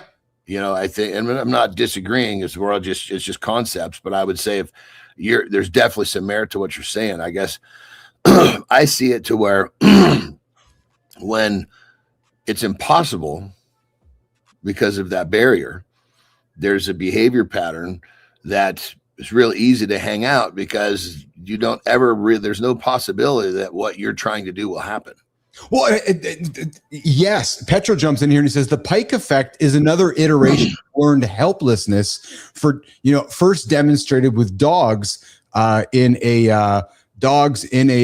where's the note there? Dogs in a corner, right? So, I get that, right? Yes, a learned helplessness, right? So, because if I would think, John, if you keep banging your head against the wall and it keeps getting sore, you're going to stop doing it after a while. Right. So if you keep trying and you keep failing, your brain's finally saying, well, fuck it, I'm just going to give up. the thing was moved, and he realized that he could then get the fish, and he chose not to. Yeah, exactly. So it's comes down to, it came down to him having one behavior pattern when he couldn't, and another one when he could. Yes. So is it really the other fish swam over to him, so he knows that bear is gone. Yeah, this is interesting. Yeah, so why did? So I mean, that kind of chips away at your theory. Well, it's interesting. Yeah, so I when Petra's on Friday, we'll have to ask him about this, because I wonder why it didn't. Well, it's I mean, you can think about it like this. It's the guy that loves. It's the armchair quarterback effect is what it is. Well, talk to me. What do you mean? I'm intrigued. Yeah, okay. So you don't want to sit there and tell fucking Tom Brady how to throw fucking passes, but you won't actually go out and practice yourself. Yeah. Yes. When it comes down to it, oh yeah, I'm the fucking man. You can't do anything about it because you can clearly see there's a barrier there. When the barrier is gone, oh, I guess I'm not the man anymore because I actually have to. How's this? This is a better way to put it. Everybody wants to be a lion until it's time to do what lions do. Yeah. Well, it's like the fellow. Remember that guy, the gentleman we had on the show, was on a Monday or Friday, and remember we were saying he said when he's out in theater, and if a guy is not going to engage in firefight, he's like, dude, like you brought it up, like if you're a lion, why aren't you being a lion? And he said, okay, I had to recognize as a leader that some guys, to your point, don't want to be the lions. How do I manage them? Either he hasn't learned to be a lion, or he's just not a fucking lion. Yeah. Or he's not a lion. Hey, have you? So I like engineering. This. And I'm curious about really interesting things. I was here a few years back with Lauren, and it was fascinating to be here. The Panama Canal. Hey, Kai, show this clip onto Johnny, because the idea of locks and so forth. Like, man, you talk about engineering. Like, what a process to move ships and to how the world economy works. But to be in the Panama Canal to see it working in motion is pretty fucking cool, man. And I don't know if you ever given any thought to it. And I don't know if you ever had any interest in it, but something so simple, but yet so significant on how it impacts the world. Ships go in and up and down, like the whole lock system. Have you ever paid attention to that? I'm being serious. Have you ever paid attention to that, or no, not at all? Yeah, I mean, we had locks on the river where we grew up. Okay. Yeah. There was locks. There was, because we were in NorCal, we were on a lagoon just off the bay. Yes. Right? And so in order for that lagoon not to fill up with fucking sediment, we had to have locks there too. Okay. Yeah. I find it fascinating. Because I said we ran through the Panama Canal, and I've actually been through locks on a yacht as well. Okay. So you basically pull into your station, stop, they fill the fucking water up so they can open up the next gate, because then you just basically all you're doing is letting the water fucking find itself before you move forward. Yeah, it's pretty cool, man. And it's so, like I said, Lauren and I went through it, and it's really neat to see how it all works. And again, so simple, but yet how significant that impacts the entire world. Honky Kong, yes, how it works is awesome. I'm with you. Hey, Johnny Petro jumps in and says the pike learned. Oh, here we go. The pike learned that lunging after the smaller fish was followed by punishment, i.e. broken face from smashing into glass, which reduced the likelihood of the behavior. Oh, I see, because it kept lunging and it said it's not going to fucking lunge anymore, so it stopped doing it. It's like that hitting your head on a wall type thing. So I'm going to take the stance of that's not a lion. Yeah. Well, that's interesting. Because I mean, the lion, the lion doesn't fucking care. No. You know who doesn't care? You know who I've been fascinated my whole life just watching from afar has been the Hells Angels. Have you ever had any friends in the Hells Angels? Dude, I had fucking like 5 or 6 of them employed. Oh, really? I've actually told you a story about that. Oh, yes, they would go handle business for me. Yeah. Well, you know what? I forgot, actually. I love it. So I found this clip here. So this organization has fascinated me my entire life, and they still run the world today in many aspects of it. Kai, just put this clip up here, man. I think there's no audio on it, Kai. Let's just run it here behind us here. I learned that trick from. So they carry the ball preen hammer. See that? Like so it was just like when you're out and about in public, you always have to have. You know why? Yeah, because when you extend, just by what he said here, when you extend your swing, you got a nice little Well, that's the okay, yes, but tell me why. Why the ball peen hammer? Yeah, it could be anything. It could be a brick if you wanted it to be. I don't know why. Why the ball peen? It's a fucking tool. It's not a weapon. Oh. A flashlight, a big long fucking flashlight. It's not a weapon, it's a flashlight. Yeah. Yeah. You know, if you have a fucking fucking baseball bat, well, okay, baseball bat, that's a weapon. Yeah. No, a hammer. I was working on my bike when this fucker stepped up and tried to fight me. Dude, Anderson, you're fucking brilliant, man. I'm not brilliant. They are. I'm just telling you how that fucking works. I just love words. I love the fucking intersection of words. Well, no, it's just because these are not conversations you have when you're fucking in your tech nerd out world. These are conversations that you have when you're around these guys. But that's why I'm so fascinated by these guys. So I read a recent piece where they're very much into like white, like I guess the leader now of the network, like we're talking white collar. I'm making some of an exaggerative point, but like white collar crime, like organized crime, not like out in the fucking hood. They're worldwide. Oh, I know they are. Yeah. If you're a member there, yes. Fucking takes fucking years to get in there. Yes. You can fucking go to any one of the chapters anywhere in the world and you're accepted. Yes. And there's something to be said for that itself. Like, as long as the world has been around, you always have the good guys and the bad guys. And you always need to have good guys and bad guys. And these are like the preeminent bad guys, eh? They're just like the bad guys in the world. Here's the thing. A lot of times people think about their clubhouses. Yeah. Like the one in San Francisco, I think it's like one of the older ones, one of the more famous ones. And so yeah. I got invited to go there a few different, for parties and shit, and different events. Have you been? One of the guys that worked for me was, he was in, so he would, these were invite only parties. Yes. Dude, they're talking about walking in this place going, fuck me. This fucking place is, it was fucking beautiful. It was very bikerish, but it was like, it wasn't some fucking place where people were spitting on the fucking floor.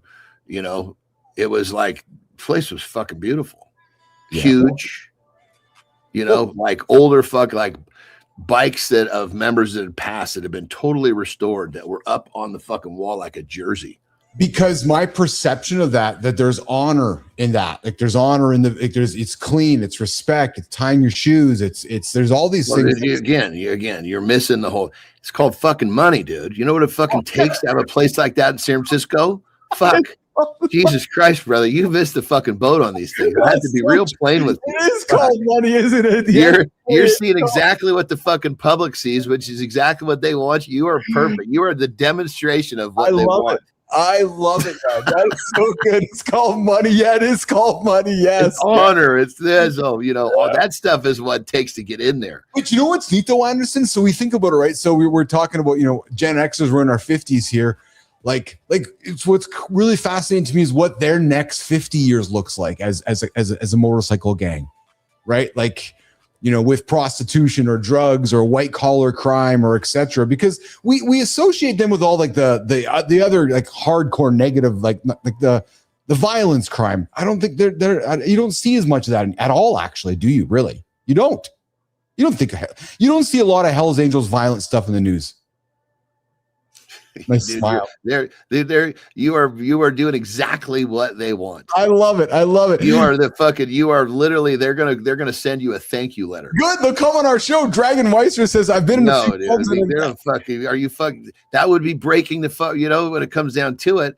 They don't want to be seen. That's the whole point. Oh, I know, 100%. Yes, I've been in a few clubs, and nowadays it's not like it used to be. We used to be kick ass and take names later. Says Dragon Master. I love the Hell's Angels. Hey, John, I know we're always talking about the brain. I know you are interested in the brain. I know you're quite intrigued by it.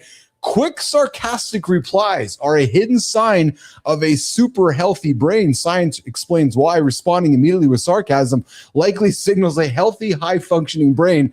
And I'd say that you got a healthy, high-functioning brain because you are on the ball with fucking response. You know what? I have something to add to this. And I notice this often, and I try to track this often. It's just something is when I pop back. Yeah. Is it positive or negative? Where's it coming from? Oh, it's positive for sure. It is. Well, but that's my point. Is that is it? If it is, I'm where I need to be. If it's not, I got to realign something. Oh, interesting. Yeah. Well, so okay, let's talk about that because, dude. So I can tell you because I've been watching the transcripts. Like as of late, your sarcasm's through the fucking roof. So when I think about this, like studies show sarcasm processing engages the right prefrontal cortex, your theory of mind, executive function, paired, all this stuff, supporting linking to cognitive flexibility and emotional intelligence. Your cortex is firing these days, brother. Your sarcasm. Well, part of that has to do with the fact that we've talked about this, and the fact that the more that we talk about it, the more free it puts me into the position. Yes, is the fact that now on the show our relationship is more defined. 100%. My job. Yes. You know, before snapping back and this, that, and the other was like. Now we have the dynamic. I'm supposed to pick on you a little bit. As my dad. A little bit, just a little bit. So it's but the point is that before I had that understood, what am I supposed to do with these firing thoughts? I know where you're firing them. You're firing right over here is where you're firing them. Oh, that's really good. We got Petro says Wild Hogs, great movie. Yes, I remember that one. Yeah, there's been some good Hell's Angels movies out there for sure. And then Dragon Master says nowadays it's let's talk it out. Are you kidding? What happened to the good old days? Well, dude, think about the Hell's Angels. And think of it a way to compare would be, and keep in mind, I'm not some fucking expert by all means, but I know. This is based on my knowledge. Yes, it's like the mob. They don't want you to see. Yes, yeah, 100%. Yes, yeah. Oh boy, it's they're not much violence anymore. They're going. That's right, because we've made it so you can't see it. Yeah. Because realistically, they don't want the violence. They want their position to have you do what they want, so they don't have to give you violence. Yeah, because the violence puts it in the news. The violence creates friction. The violence. Well, they don't want to have to go fucking beat somebody up to extort them. They just want the extortion to happen. Yeah. Yes. They just want exactly. Yeah. Well, why do you don't want to beat someone up? You'd rather just fucking ask them for money. They give it to you. Give me money. No. Yes, give me money. Well, it's like drug territories. Yes, you know 100%. Yeah. Don't come in my fucking territory and sell fucking drugs. This is where I sell drugs. If you do, you got to give me half. Yes. Well, if you give me half, then I won't beat you up. Yeah. Dragon Master. Yeah, but then they know who's boss. I agree. Hey, Kai, put this clip on the undercover agent while we're talking here, because I was teasing John about it a couple days ago. Hey, guys, if you're hanging out with somebody with a necktie on, just a heads up, they could have something recording you. Kai, put this on the screen here. And I know we live in a world where everything is being recorded and cameraed, but this thing here, I got to suspect there might be some dudes who just literally, you can't even see this, Anderson. Like somebody in a tie, just right behind the mic, and you never know what somebody's recording. And I know it's like, okay, whatever. And you'll always say, if you got nothing bad to say, don't worry about it. I agree. I absolutely agree. I just, sometimes you're like, oh yeah, I guess so. Because remember I showed that camera in the fucking bathroom floor? Well, you never know who's wearing a necktie that might have a microphone on it. You're like, oh, okay. Because you couldn't even fucking see that would have been there. True story. Freaky, man.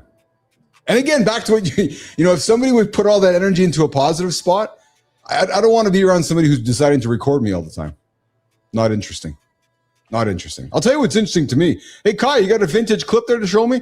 Check this out, man. This is sitting back on a sick day back in the 80s and 90s. Check this one out. 80s school sick day starter pack. Yeah. Some Bob Barker with... if I was sick, I was not allowed to fucking do anything. Actually, my dad, if you're sick, you fucking go to bed, dude. Yep. That was absolutely. You're not going to sit around here and fucking enjoy. No, that's not sick. Yes, I know.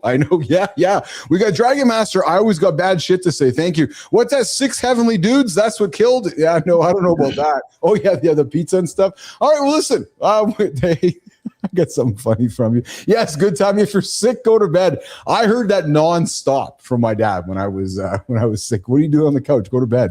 That's exactly it. All right, hey, John, before you go,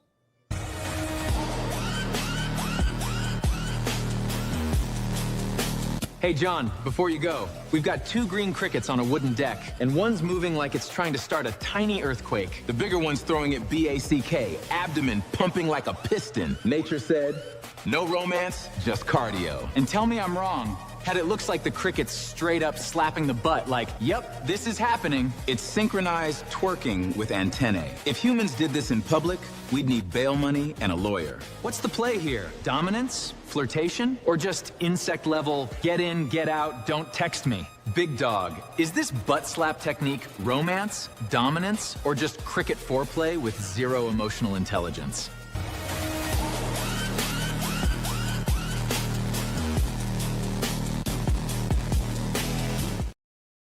Do you see the difference in the expression of the gay brother's face when they're introducing something like this versus a current event? Do you see it? I do see it. AI really has fucking figured out that these motherfuckers are gay as a $3 bill. I think you're onto something, because that would be very hard to fucking program. So this is courtesy of Jimmy. I think this was from when Jimmy was gone to Japan. They're plugging hold or something. But I got a clip. So Jimmy's like, "Hey, I got a good John before you go today." And I'm like, "Jesus, man, Is he really fucking slapping like that?" I do. So this is apparently real. It's not AI generated, and whether that's actually slapping it or whether it looks like a fucking normal. Like, come on, bitch. Just a couple of crickets getting after it, man. Man, we've had crickets. Oh, it's twitching. Kai says it's twitching. I thought maybe it was slapping it is what I thought. So next time we're having sex and you fucking whack someone, I twitched. Sorry, honey. That's it. I didn't mean to knock your tooth out. I just twitched. Hey, you'll appreciate this because you strike me as this person. This is one last thing before I'm going to get you out of here. Harvard did an 85-year study. Why generous friendships are the real secret to a longer life. Hey, decades of scientific. Dude, I literally just was doing some studying on this. Yeah. So apparently, high quality friendships are linked to lower rates of heart disease, reduced stress, and greater longevity, equating chronic loneliness to risk like smoking.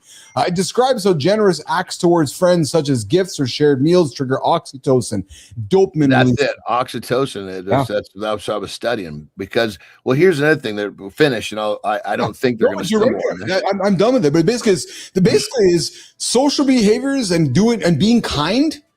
Okay, so let's go deeper to this. All of what you're saying is true, and it builds to this certain point. Let's go the 11th hour. Yeah, you're all fucked up. You're basically could die. Yeah, right? yes. But there's case A. Yes, doesn't really have a special relationship that they look forward to when they wake up tomorrow. Yes, or God, there's this case B. It's got a series of people that has got a strong bond to, that has a will to see them. The will to live, and keep in mind our will to live is brought on by a lot of shit, and relationships is a huge piece of that. We talk often, we hear often people who are on their final moments where I saw my grandma was waiting for me to come say goodbye before she said goodbye. Yeah, exactly. Her will to live was to make sure that she got to sign off with everybody. Yeah. Same thing happened with my stepdad. I mean, it was like literally when everybody got there was a couple of probably a day or two, and that was it. He was fighting to stay there. Yeah. Hey, Anderson, look who showed up in the lobby. I didn't know I was live yet. I'm sitting here drinking my water. Hey, Cheryl, how are you? The smooth sound of John Anderson's voice. What's going on? Hi, guys. How you doing? You're back in the saddle again, back to normal routine life. You're done your traveling charades. You're back to normalcy? I am back to normalcy. She used up Sid like a dirty dish towel, threw him away, and came home. Oh, my God. You remembered that, Sid. I mean, what better name to have somebody take your tattoo virginity? This is true. Yes, this is true. Oh my God, this is so funny. I mean, if you're writing a movie, that would be the name of the guy. Yes. You couldn't think of a better one. I agree with you. How are you guys doing? Awesome. Awesome. We're just talking, actually, we're talking about research showing spending money and time on friends boosts your health and even extends your life. Oh. Yeah. So, basically, you talk about, triggering off. Send that out, Cheryl. What that means is when you're in good relationships, you're creating a bond, and that bond would give you a will to want to continue to live. Without that will to live for these people, your will is much less. Oh, okay, that makes sense. I mean, I spend lots of money on my friends. Oh yeah, they spend it on you instead. No, I mean I do. I love to go out to eat. I love to treat. I love to send Well, I think the spending money part Keith spoke to early, really what that means is, promoting activities where you can spend time in bond, not just money. It's like going out to eat. Dinners and activities where you get to create that bond. Yes, I love that too. Absolutely. Yeah. Hey, Cheryl, how was your show today? Oh, it was beautiful. So we had a different type of guest today, Keith. We had Crystal Alicia Garrett. She is what is she? An actress, singer, songwriter. She's been in movies, all kinds of stuff. Has a new song out, video. So an entertainer is the word I'm looking for. Wow! How did it go? Today. It was beautiful, and she talked about it was about casting yourself, what you had to unlearn in order to build up that thick skin and see herself the way she knows she is, regardless of what anybody else says about her and her talent and her abilities. And so we had a great chat today. The chatter. Hey, awesome. That's awesome. Hey, so Kai, I just throw a picture in the feed here, Kai, for you. I don't know if I showed this to you, Cheryl and John. I haven't showed this to you. We made this yesterday. Kai, if you can get this image ready that I just threw over to you here and get it up on screen for us, that would be awesome. Check this out, guys. This is fucking cool. This is the Mornings in the Lab Network. Look at that. There's Cheryl, there's Petro, there's Adam, there's Frankie, there's Tommy, there's Sophia. There's the entire gang up there on the rooftop of the MITL studio. There's Brianna on there, there's Rufy up there. So you can see the network growing. It's a pretty cool photo of all of us with the two handsome hucks leading the charge. Yes, I love it. And my legs look great, by the way. Thank you, Slim. Yeah. Pretty cool, eh? That's pretty cool. I love it. Yeah. It's a beautiful family. Hey, Cheryl, so you missed yesterday, but I had a package delivered to my house yesterday, and Lauren doesn't know how to take this, and I just so this my neighbor, I caught my neighbor opening it up for us, but I was wondering how do you think these are delivered here? Okay, Kai, put this on the screen for us. So this came over yesterday for me. This will be here in a second here. Yeah, check this dude. Yeah, so I got the deal.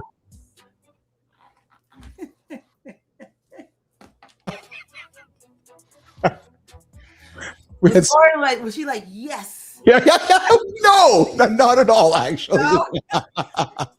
Yeah, I just don't know how that's delivered to your house. Is it in a box? Is it a? See how he's flicking her top? Like, look, he's like, it's just so bizarre. It's so well, and brother, hopefully you'll never fucking know how one of those is delivered. No, not at all. Right, John? I love it. Johnny, what are you doing? Oh no, I know Johnny's doing nothing today. Cheryl, John's doing nothing today. No, you are such a bad student. You purvey information terribly. Jesus Christ. I'm not training today. Johnny's relaxing today. He's not training today. It's a non-training day. That's very different than nothing. Johnny never does nothing. I know. I love having friends. I love having some fun. Johnny's taking a recovery day today. What are you doing today, Cheryl Whitaker? Oh, well, I am sort of recovery. You can hear it. I've got something happening. Oh, I'm sorry. Coughing and sneezing and sniffling. So I definitely need some rest because I just, been, like you said, been traveling a lot. Yeah. A lot of talking and it's messed with me a little bit. So I'm going to just give myself a little bit of a breather today. Nice. Okay. Well, rest and recover for Whitaker and John, who's working hard today, as always. Just not training in the gym today. Well, again, you're pretty terrible at delivering these messages. Oh my God. Work symbolize because I got to give it, as his dad says, I got to give him the gears. Yeah, yes. Work would be that would lend itself to doing something that you don't want to do. May not want to do. Yes. Yeah. I have another day filled with pretty much exactly what I want to do. And on a show titled "Congratulations, You're a Manager of Nothing," I'm thinking there are a lot of people working today going, I'm waking up and I'm still a manager of nothing. Like I got all these letters behind my name. AI's threatening me. I'm 48 years old and I'm actually a manager of nothing right now. What a shitty feeling, actually, being serious. Well, it's you unfortunately let life choose you. You let life choose you. And I know it's choosing you, Anderson. A good, wonderful day in front of you. A lot of love from me to you, Anderson. We'll see you tomorrow. And real quick before I go, Cheryl, I gotta say, but last thing before I go, yes, I can, and when I say I can see it, I can feel it. You, my lady, are sucking substantially less. I was wondering if we were going to talk about sucking today, John. So thanks for bringing it up. Yes, I am sucking so much less. Yes, I am. Absolutely, absolutely. Have a wonderful day, guys. Have a good loop. Johnny, we have an interesting guy tomorrow. We have I think we got like a Ray Donovan kind of guy. Yeah, interesting. Who's Ray Donovan? So he's like a Hollywood security kind of like interesting fellow who does interesting maybe shit. Hollywood bodyguard by day, human trafficking hunter by night. Interesting. Okay. Yeah. All right, Anderson, enjoy your day, my brother. We'll see you tomorrow. Have a good loop. Bye, John. All right, Johnny's out of here. You're stuck with me and Whitaker for a couple minutes. What is shaking, Whitaker? Sorry to hear you're feeling crappy. Oh yeah, but you know me though, Keith. It's like, even if I'm like sniffly and sneezing, I still have a smile on my face because I'm here and I'm happy and doing what I want to be doing. So I'm all good, and it's good to see you. Yeah, you too. It's funny. I was looking at over here from Neiman because I'm talking about tomorrow's guests, and not much independently verified. So maybe a lot of it is actually not real. Oh wow. Hey, we got a good time here saying, did you hear about the tick that infects people and they can't eat meat? I did. So we've been talking about this for a while. AJ, with Shake and Cheryl from Good Time. Hey, hi, Good Time. So Good Time. So Zeglin and I were talking about this in the gym years back because he loves his meat. And he was all concerned that if he got bit by, so there are ticks that bite you that make you allergic to red meat. Wow. Yes. That's interesting. I haven't had red meat since 2011. Really? So I stopped red meat for a little while, and then I restarted again. Because how long was a little while? Maybe it was like I don't know. It was a few weeks or so, a few months. I don't know. I just was trying it out. I was just trying other stuff, but I like my red meat. Love my red meat. Yeah, like a good old burger.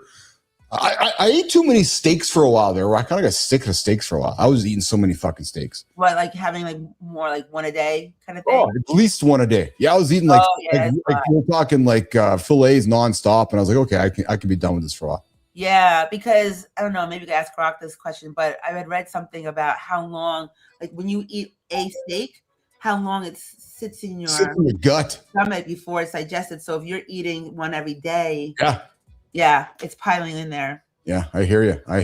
Yeah, it's still good for you. I mean, iron, all that kind of stuff. Dude, man, I listen. I love me a good steak. I went through the same thing with salmon. I had too much salmon. Like, okay.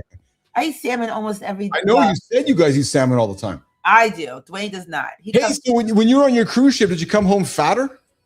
I came home with my pants a little bit tight. I don't like to weigh myself. Yes. So I have these pants that have like no give. And when those pants don't button, then I know I'm in trouble, right? Yeah. Like, on the cruise, yes. The pants, they buttoned, but it's like button and breathing. Yes. Not the same thing, right? So I could button them, but I couldn't breathe.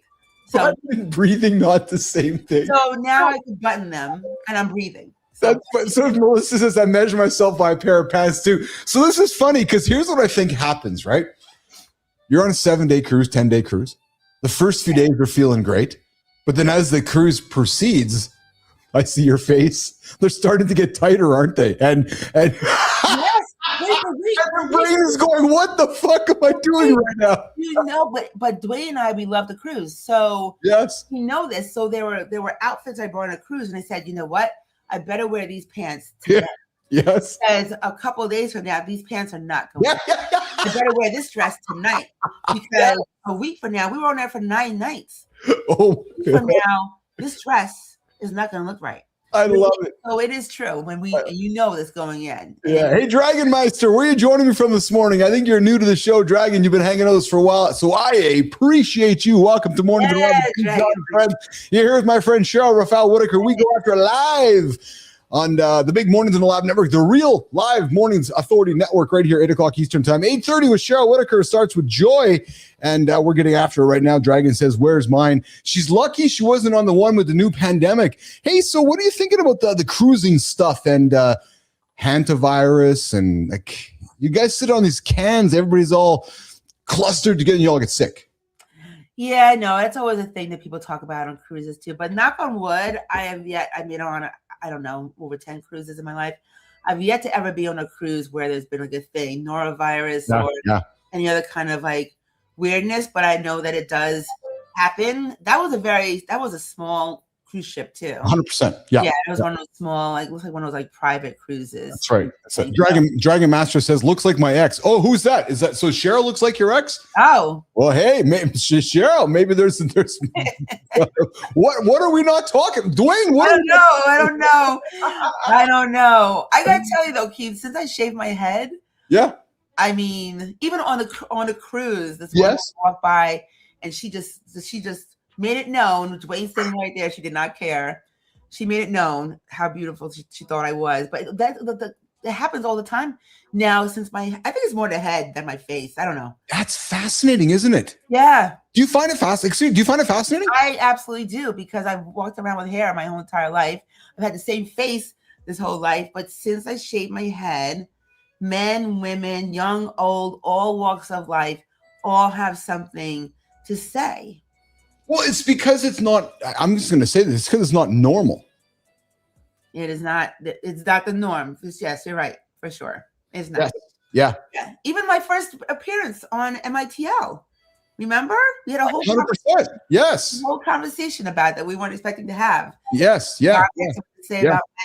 About well, and Rabbit 86 says because it's hot. Oh, thank you, Rabbit. Yeah, true story.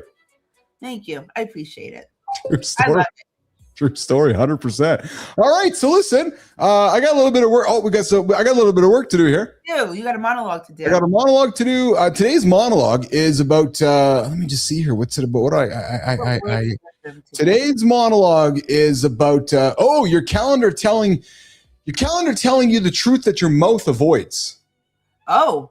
Yeah. Yep. Your calendar tells you the truth your mouth avoids. All right. Calendar says one thing, your calendar says one thing, your mouth does another. Not your bio. And think about it, right? Oh, it's true. It is very true. And then we're like, oh no. Yep. True story. Yeah. 100%. Story for sure. All right. I'll be listening, my friend. All right, kiddo. Lots of love from me to you. Thanks for hanging out with me this morning. Cheryl Whitaker, 8:30. It starts with Joy right here on the Mornings in the Lab Network. And it starts with Joy, the channel. Go hang out with Cheryl. She gets after it every Wednesday. We love her. Thanks, Cheryl. Love you. Bye, guys. All right. Cheryl's out of here. Good morning, nation. What is shaking up? Yes, she absolutely has that positive energy. 1 o'clock my time. Absolutely, my brother. Got a note from Johnny here. All right. So what do we got? We got 52 seconds. Okay, let's do it. 52 seconds. Morning focus. That starts in 52 seconds. This morning on Mornings in the Lab with Keith, John, and friends. Let's do it. We don't need more opinions today. We need proof. Our calendar is proof because it shows what we protect. Planning isn't purpose, it's just paperwork. Purpose shows up as time blocked, even when nobody's watching. We keep calling it busy. It's usually avoidance. We hide behind obligations so we don't face what we're not choosing. That choice costs us quietly. It costs health first, then trust. Our people feel the leftovers long before we admit it. So we don't negotiate with the urgent. We assign it a lane. We guard one focused block like it's the foundation, because it is. Look at the week we just lived. It's a confession, not a schedule. If it doesn't match our values, we change the week. This isn't motivation, it's alignment. Keith's about to say it plainly, and we're gonna feel it in our calendar.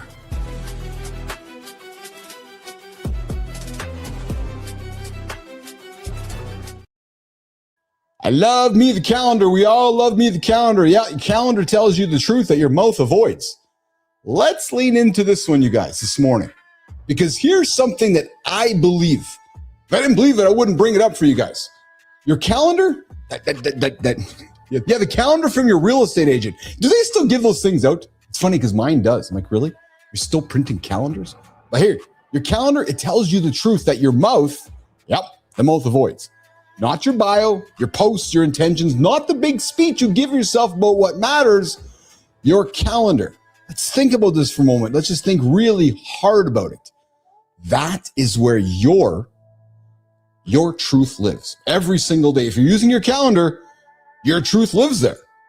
Because everybody says they value the right things, right? That's what we value. We value the right things: health, family, fitness, purpose, marriage, friendship, faith, all that. Everybody says the words. We say them. Peace. We all want peace. We all want freedom. We all pray when shit goes sideways. Think about it. Pray, pray, pray. Oh, another mass shooting. We pray. But our calendar, it does not care what we say. No, your calendar shows you your intentions. Your calendar shows you what you actually have chosen. Your calendar shows you what gets protected or postponed. It also shows you who gets your attention and what keeps getting pushed to next week, last week, or to a day that doesn't exist. And if you want to know what a man really values, my invitation is this: do not just listen to him talk. No. Look at where, just look at what owns his time. Look at the habits that he puts in. Because time that we all have, we all got the same amount of time. Time is the receipt. That is the uncomfortable part that we all struggle with. Because you can say that health matters. Oh yeah, I care about my health. Yeah, go look in the fucking mirror. Because if your body only gets whatever scraps are left after everyone else has taken from you or your calendar, well, guess what? That calendar you have in front of you, it's going to tell you the truth. Because you can say your marriage matters. I love my marriage. I love having sex with my wife. I love being with my wife all the time. I love my marriage. But if your wife only gets the tired, distraction, half-present version of you, well, let's think about it, guys. Here's the reminder. Guess what? That calendar, again, telling you the truth. Let's talk about our kids. Oh, yeah, I love my kids. Spend time with them. I love spending time with my kids. But if your phone gets your eyes faster than you do, guess what's getting the truth? The calendar. So don't tell me all these things and then look at what your calendar is actually telling you, because you can say that your purpose matters. Purpose. I know my purpose. But if every morning begins with reaction instead of intention, well, guys, guess what? Your calendar, again, is telling you the truth. And here's the thing. This is not judgment at all, actually. Just putting some truth out there. Just putting truth on the table. Information. Hard information. Useful information. Because a lot of men like you and me are not failing because we don't care. Of course we care. No, we're failing because we keep letting the urgent steal from the important. All the distractions, all the noise, all the bullshit around us. And the urgent? Relentless. The inbox, the phone, the client, the news, the meeting, everybody else's bullshit, the notifications. Everybody wants a piece of you. Everybody wants some access to you. Everybody wants an answer from you. And if you're not careful, guess what happens? Your entire life becomes one response to other people's priorities. And guess what happens, Jimmy? You wake up in the middle of your life going, holy fuck, congratulations, you're a manager of nothing. Yep. That is how we all drift. Not usually from one giant bad decision. Think about our guest on the show here today, Zach Loescher. No, he ended up at the bar one night after his shift. 20 years later, 280 pounds heavier, almost killing himself. Yeah, the calendar, the decisions. So how do we drift? Not from the bad decision, from 1,000 small surrenders. A morning surrendered to the phone. A morning surrendered to the snooze button. A morning workout surrendered to what? Somebody else's inbox. an excuse, a conversation that's surrendered to being tired, a dream surrendered to not right now, a friendship surrendering to, well, you know what? We should just catch up sometime. Really? Is that what we really want to do? A year surrendered to just maintenance. Yeah, the year's gone by and eventually you look up and realize your life is technically full, but guess what? Spiritually unfocused. Yeah, you're busy, not aligned. Productive? Sure. Are you proud? That is why mornings matter. Because the morning is just not a time of day, it's a vote. It's the first vote you can cast, my friends. It's the first vote you can cast, my friends, for yourself. For the kind of man that you want to become before the world starts taking pieces of you, before the phone starts barking, before the calendar takes you, before everybody else's needs except yours become louder than your own truth. The morning gives you a chance to choose. John Jingleheimer Smith, good to see you, brother. Yeah, because the morning gives you a chance to choose, and that choice you make every single day, it matters. Because if you lose the morning, you often spend the rest of your day doing what? Trying to recover ownership. You start behind. You start reactive. We don't want to start. If you're reacting, you've already lost. You start scattered. You start with someone else's noise in your head, and then you wonder why you feel off. And that is not random, you guys. That is design. Because your day was framed before you ever had a say in it. Yeah, because that person who put that email in your inbox, they took it. It's funny. It's actually not even your inbox. It's their inbox. So the question is, do you have time? Fuck, man. That's the lie. Of course you have time, but we often say we don't. But the reality is most of us do have time. The problem is we just have unprotected time. Leaking, fragmented time. Time that just gets stolen because we never gave it a purpose, never gave it a job, never gave it something to do. Guess what your calendar does? Guess what your motherfucking calendar does? Oh, it reveals it to you brutally, honestly, without any emotion, because it shows you whether you're living by intention or somebody else's interruption. So ask yourself this, men. Yeah, I'm creating some awareness for you this morning. Ask yourself this, men. Does your calendar reflect the life that you say you want? Or does it reflect the man you say you are becoming? Because there's a difference. Does your calendar give you space for your body, your marriage, your kids? Work that actually matters to drive revenue, not somebody else's to-do tasks. Does your calendar drive your thinking, your recovery, your friendships, maybe your future? Or does it mostly reflect the fact that everyone else owns your calendar and knows how to get access to it, except,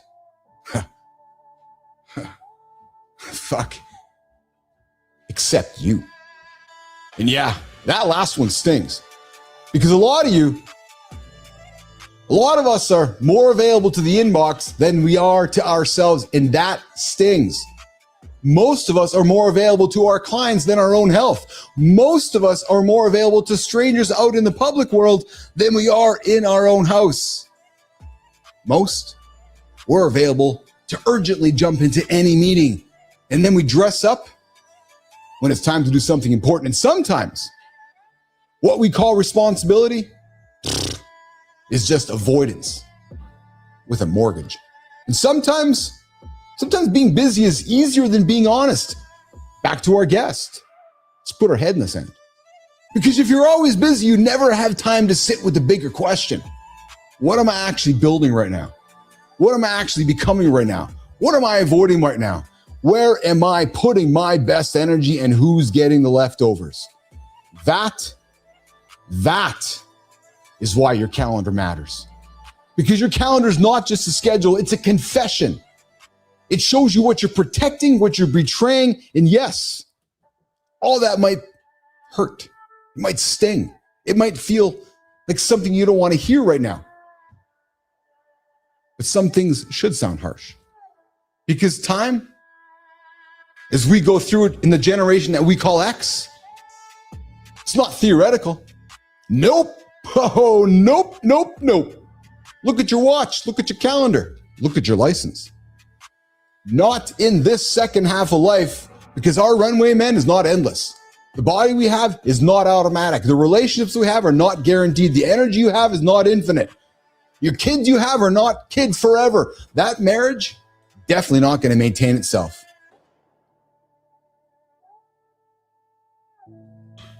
So, as we go through the wrap up of today's monologue about your calendar, the meetings on your calendar, the gaps on your calendar, the leaks in your calendar, the excuses in the calendar, the things that you keep saying that matter, that have no space left in your life, the things that you claim you do not care about, that somehow you write down, you intentionally put in, they own hours of your week, and that is the truth. And the good news is, you can change it, but not all at once. But you can start by moving one thing, protecting one thing, canceling one fake obligation, blocking an hour, having a conversation, making a commitment rule. Because if your calendar is not just proof of who you are, it's the tool who you can still become. So reconsider it. Use the calendar as the tool to who you will become. Because you can lie in your bio, you can hit the snooze button, you can lie in your post, you can lie in your meeting, you can lie to yourself. But your calendar, that motherfucking thing your real estate agent wants to give to you, that calendar that's everywhere, that calendar, the sexy way of delivering time, that calendar, oh baby, that calendar's a snitch. And eventually, that snitch tells the whole story. We spend way too much energy pretending we've got it all figured out. We fake it at work, with our messy families, and definitely when we realize we're grinding on the wrong path. Today, we're stripping away that polite garbage. We have 3 stories tackling the taboo relief of saying goodbye, the terrifying reality of your expertise losing value, and why quitting might actually be a superpower. Over to you, handsome chief. Let's dig in.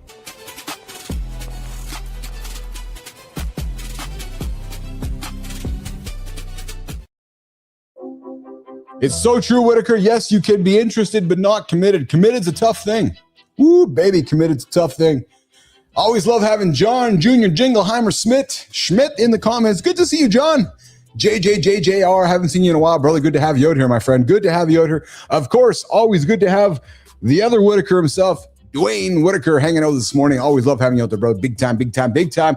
All right, guys, we're going to wrap up here today. The taboo relief of the final goodbye. Yes, Jacqueline Pissarro just nuked the honor thy family trope. Yeah, her brother died on Christmas Eve. And instead of a polished eulogy, she admits that he was a pain right up to the very end. He did 7 stupid things for every one nice thing, and how she's dealing with the guilt of feeling relieved he's gone. Interesting. We're sold this lie that death erases all the damage. Well, it doesn't. It just freezes that final shitty memory in place. So if you're just sitting here white knuckling in a relationship that's toxic, maybe's the day that you look about it. Forgiving someone who repeatedly hurt you isn't the moral obligation. It might just be a trap. So maybe today's the day to stop letting that guilt dictate your peace. Oh, I like that. Death tracking us, eh? Hey, Elena Verna says, we spent the last 10 years building deep expertise in pattern recognition. Now, a 22-year-old with the right prompts can, match that output in a single afternoon. The draft you bled for is being commoditized. Yes, the worst part is the confidence cosplay happening in every boardroom today. Everybody's pretending they know what comes next for compensation and headcount. The bottom line is nobody has a fucking clue. So, hey, if you're banking on legacy skills to save you, you're already dead in the water. Man, this one's touchy, man, because there's so many dudes out there. I talked about it yesterday. Maya, I talked about it yesterday. We are living in a world with 3 types of humans right now. Neiman, ears up. We are living in a world with 3 humans right now. We got the human who's a superpower, who's just getting after with the tools and getting shit done at an accelerated rate. And then we got the person out there who's treating the tools like it's ChatGPT from 2023. Yeah. And then we get the person who's like, fuck, I hate AI. It's true. It's a fascinating world because I find myself working with people. I was talking to somebody yesterday and they were talking about what they were making. And I was like, what is it, 1978 right now? Like I was like, what? And then I was asking a few questions and I don't want to make anybody feel uncomfortable about it. But dudes, especially the dudes in our generation we call X, motherfuckers, man. I'm telling you right now, like, I don't know how I can just implore this enough. Like, the tools are moving fast. AI is moving. This is not ChatGPT from 2022, 2023. If y'all just want to catch up, call me, man. Call me. Like, product, don't tell me you don't have time because A, there's more time than ever. Like, actually. B, these agents are getting things done. And there's a 20-year-old, 30-year-old walking into an office right now saying, why is that 40-year-old guy, that manager who's doing things like 1980 still working here? And don't listen to me. Just come knock on my door when you're unemployed and you're looking for work. Yeah. Hey, Maya, speaking of adapting, if AI replaces us tomorrow, then what highly specific, totally useless skill are you going to pivot to? I'm absolutely becoming a professional critic of terrible parking jobs. I'll just walk around leaving laminated citations on windshields. But seriously, we fall into the trap of doing what's expected instead of what's honest. Whether it's letting go of toxic family guilt, admitting you're terrified of the future, or finally quitting a dead-end goal. Your homework today? Find one thing you're faking right now and drop it. Have a great day, boys.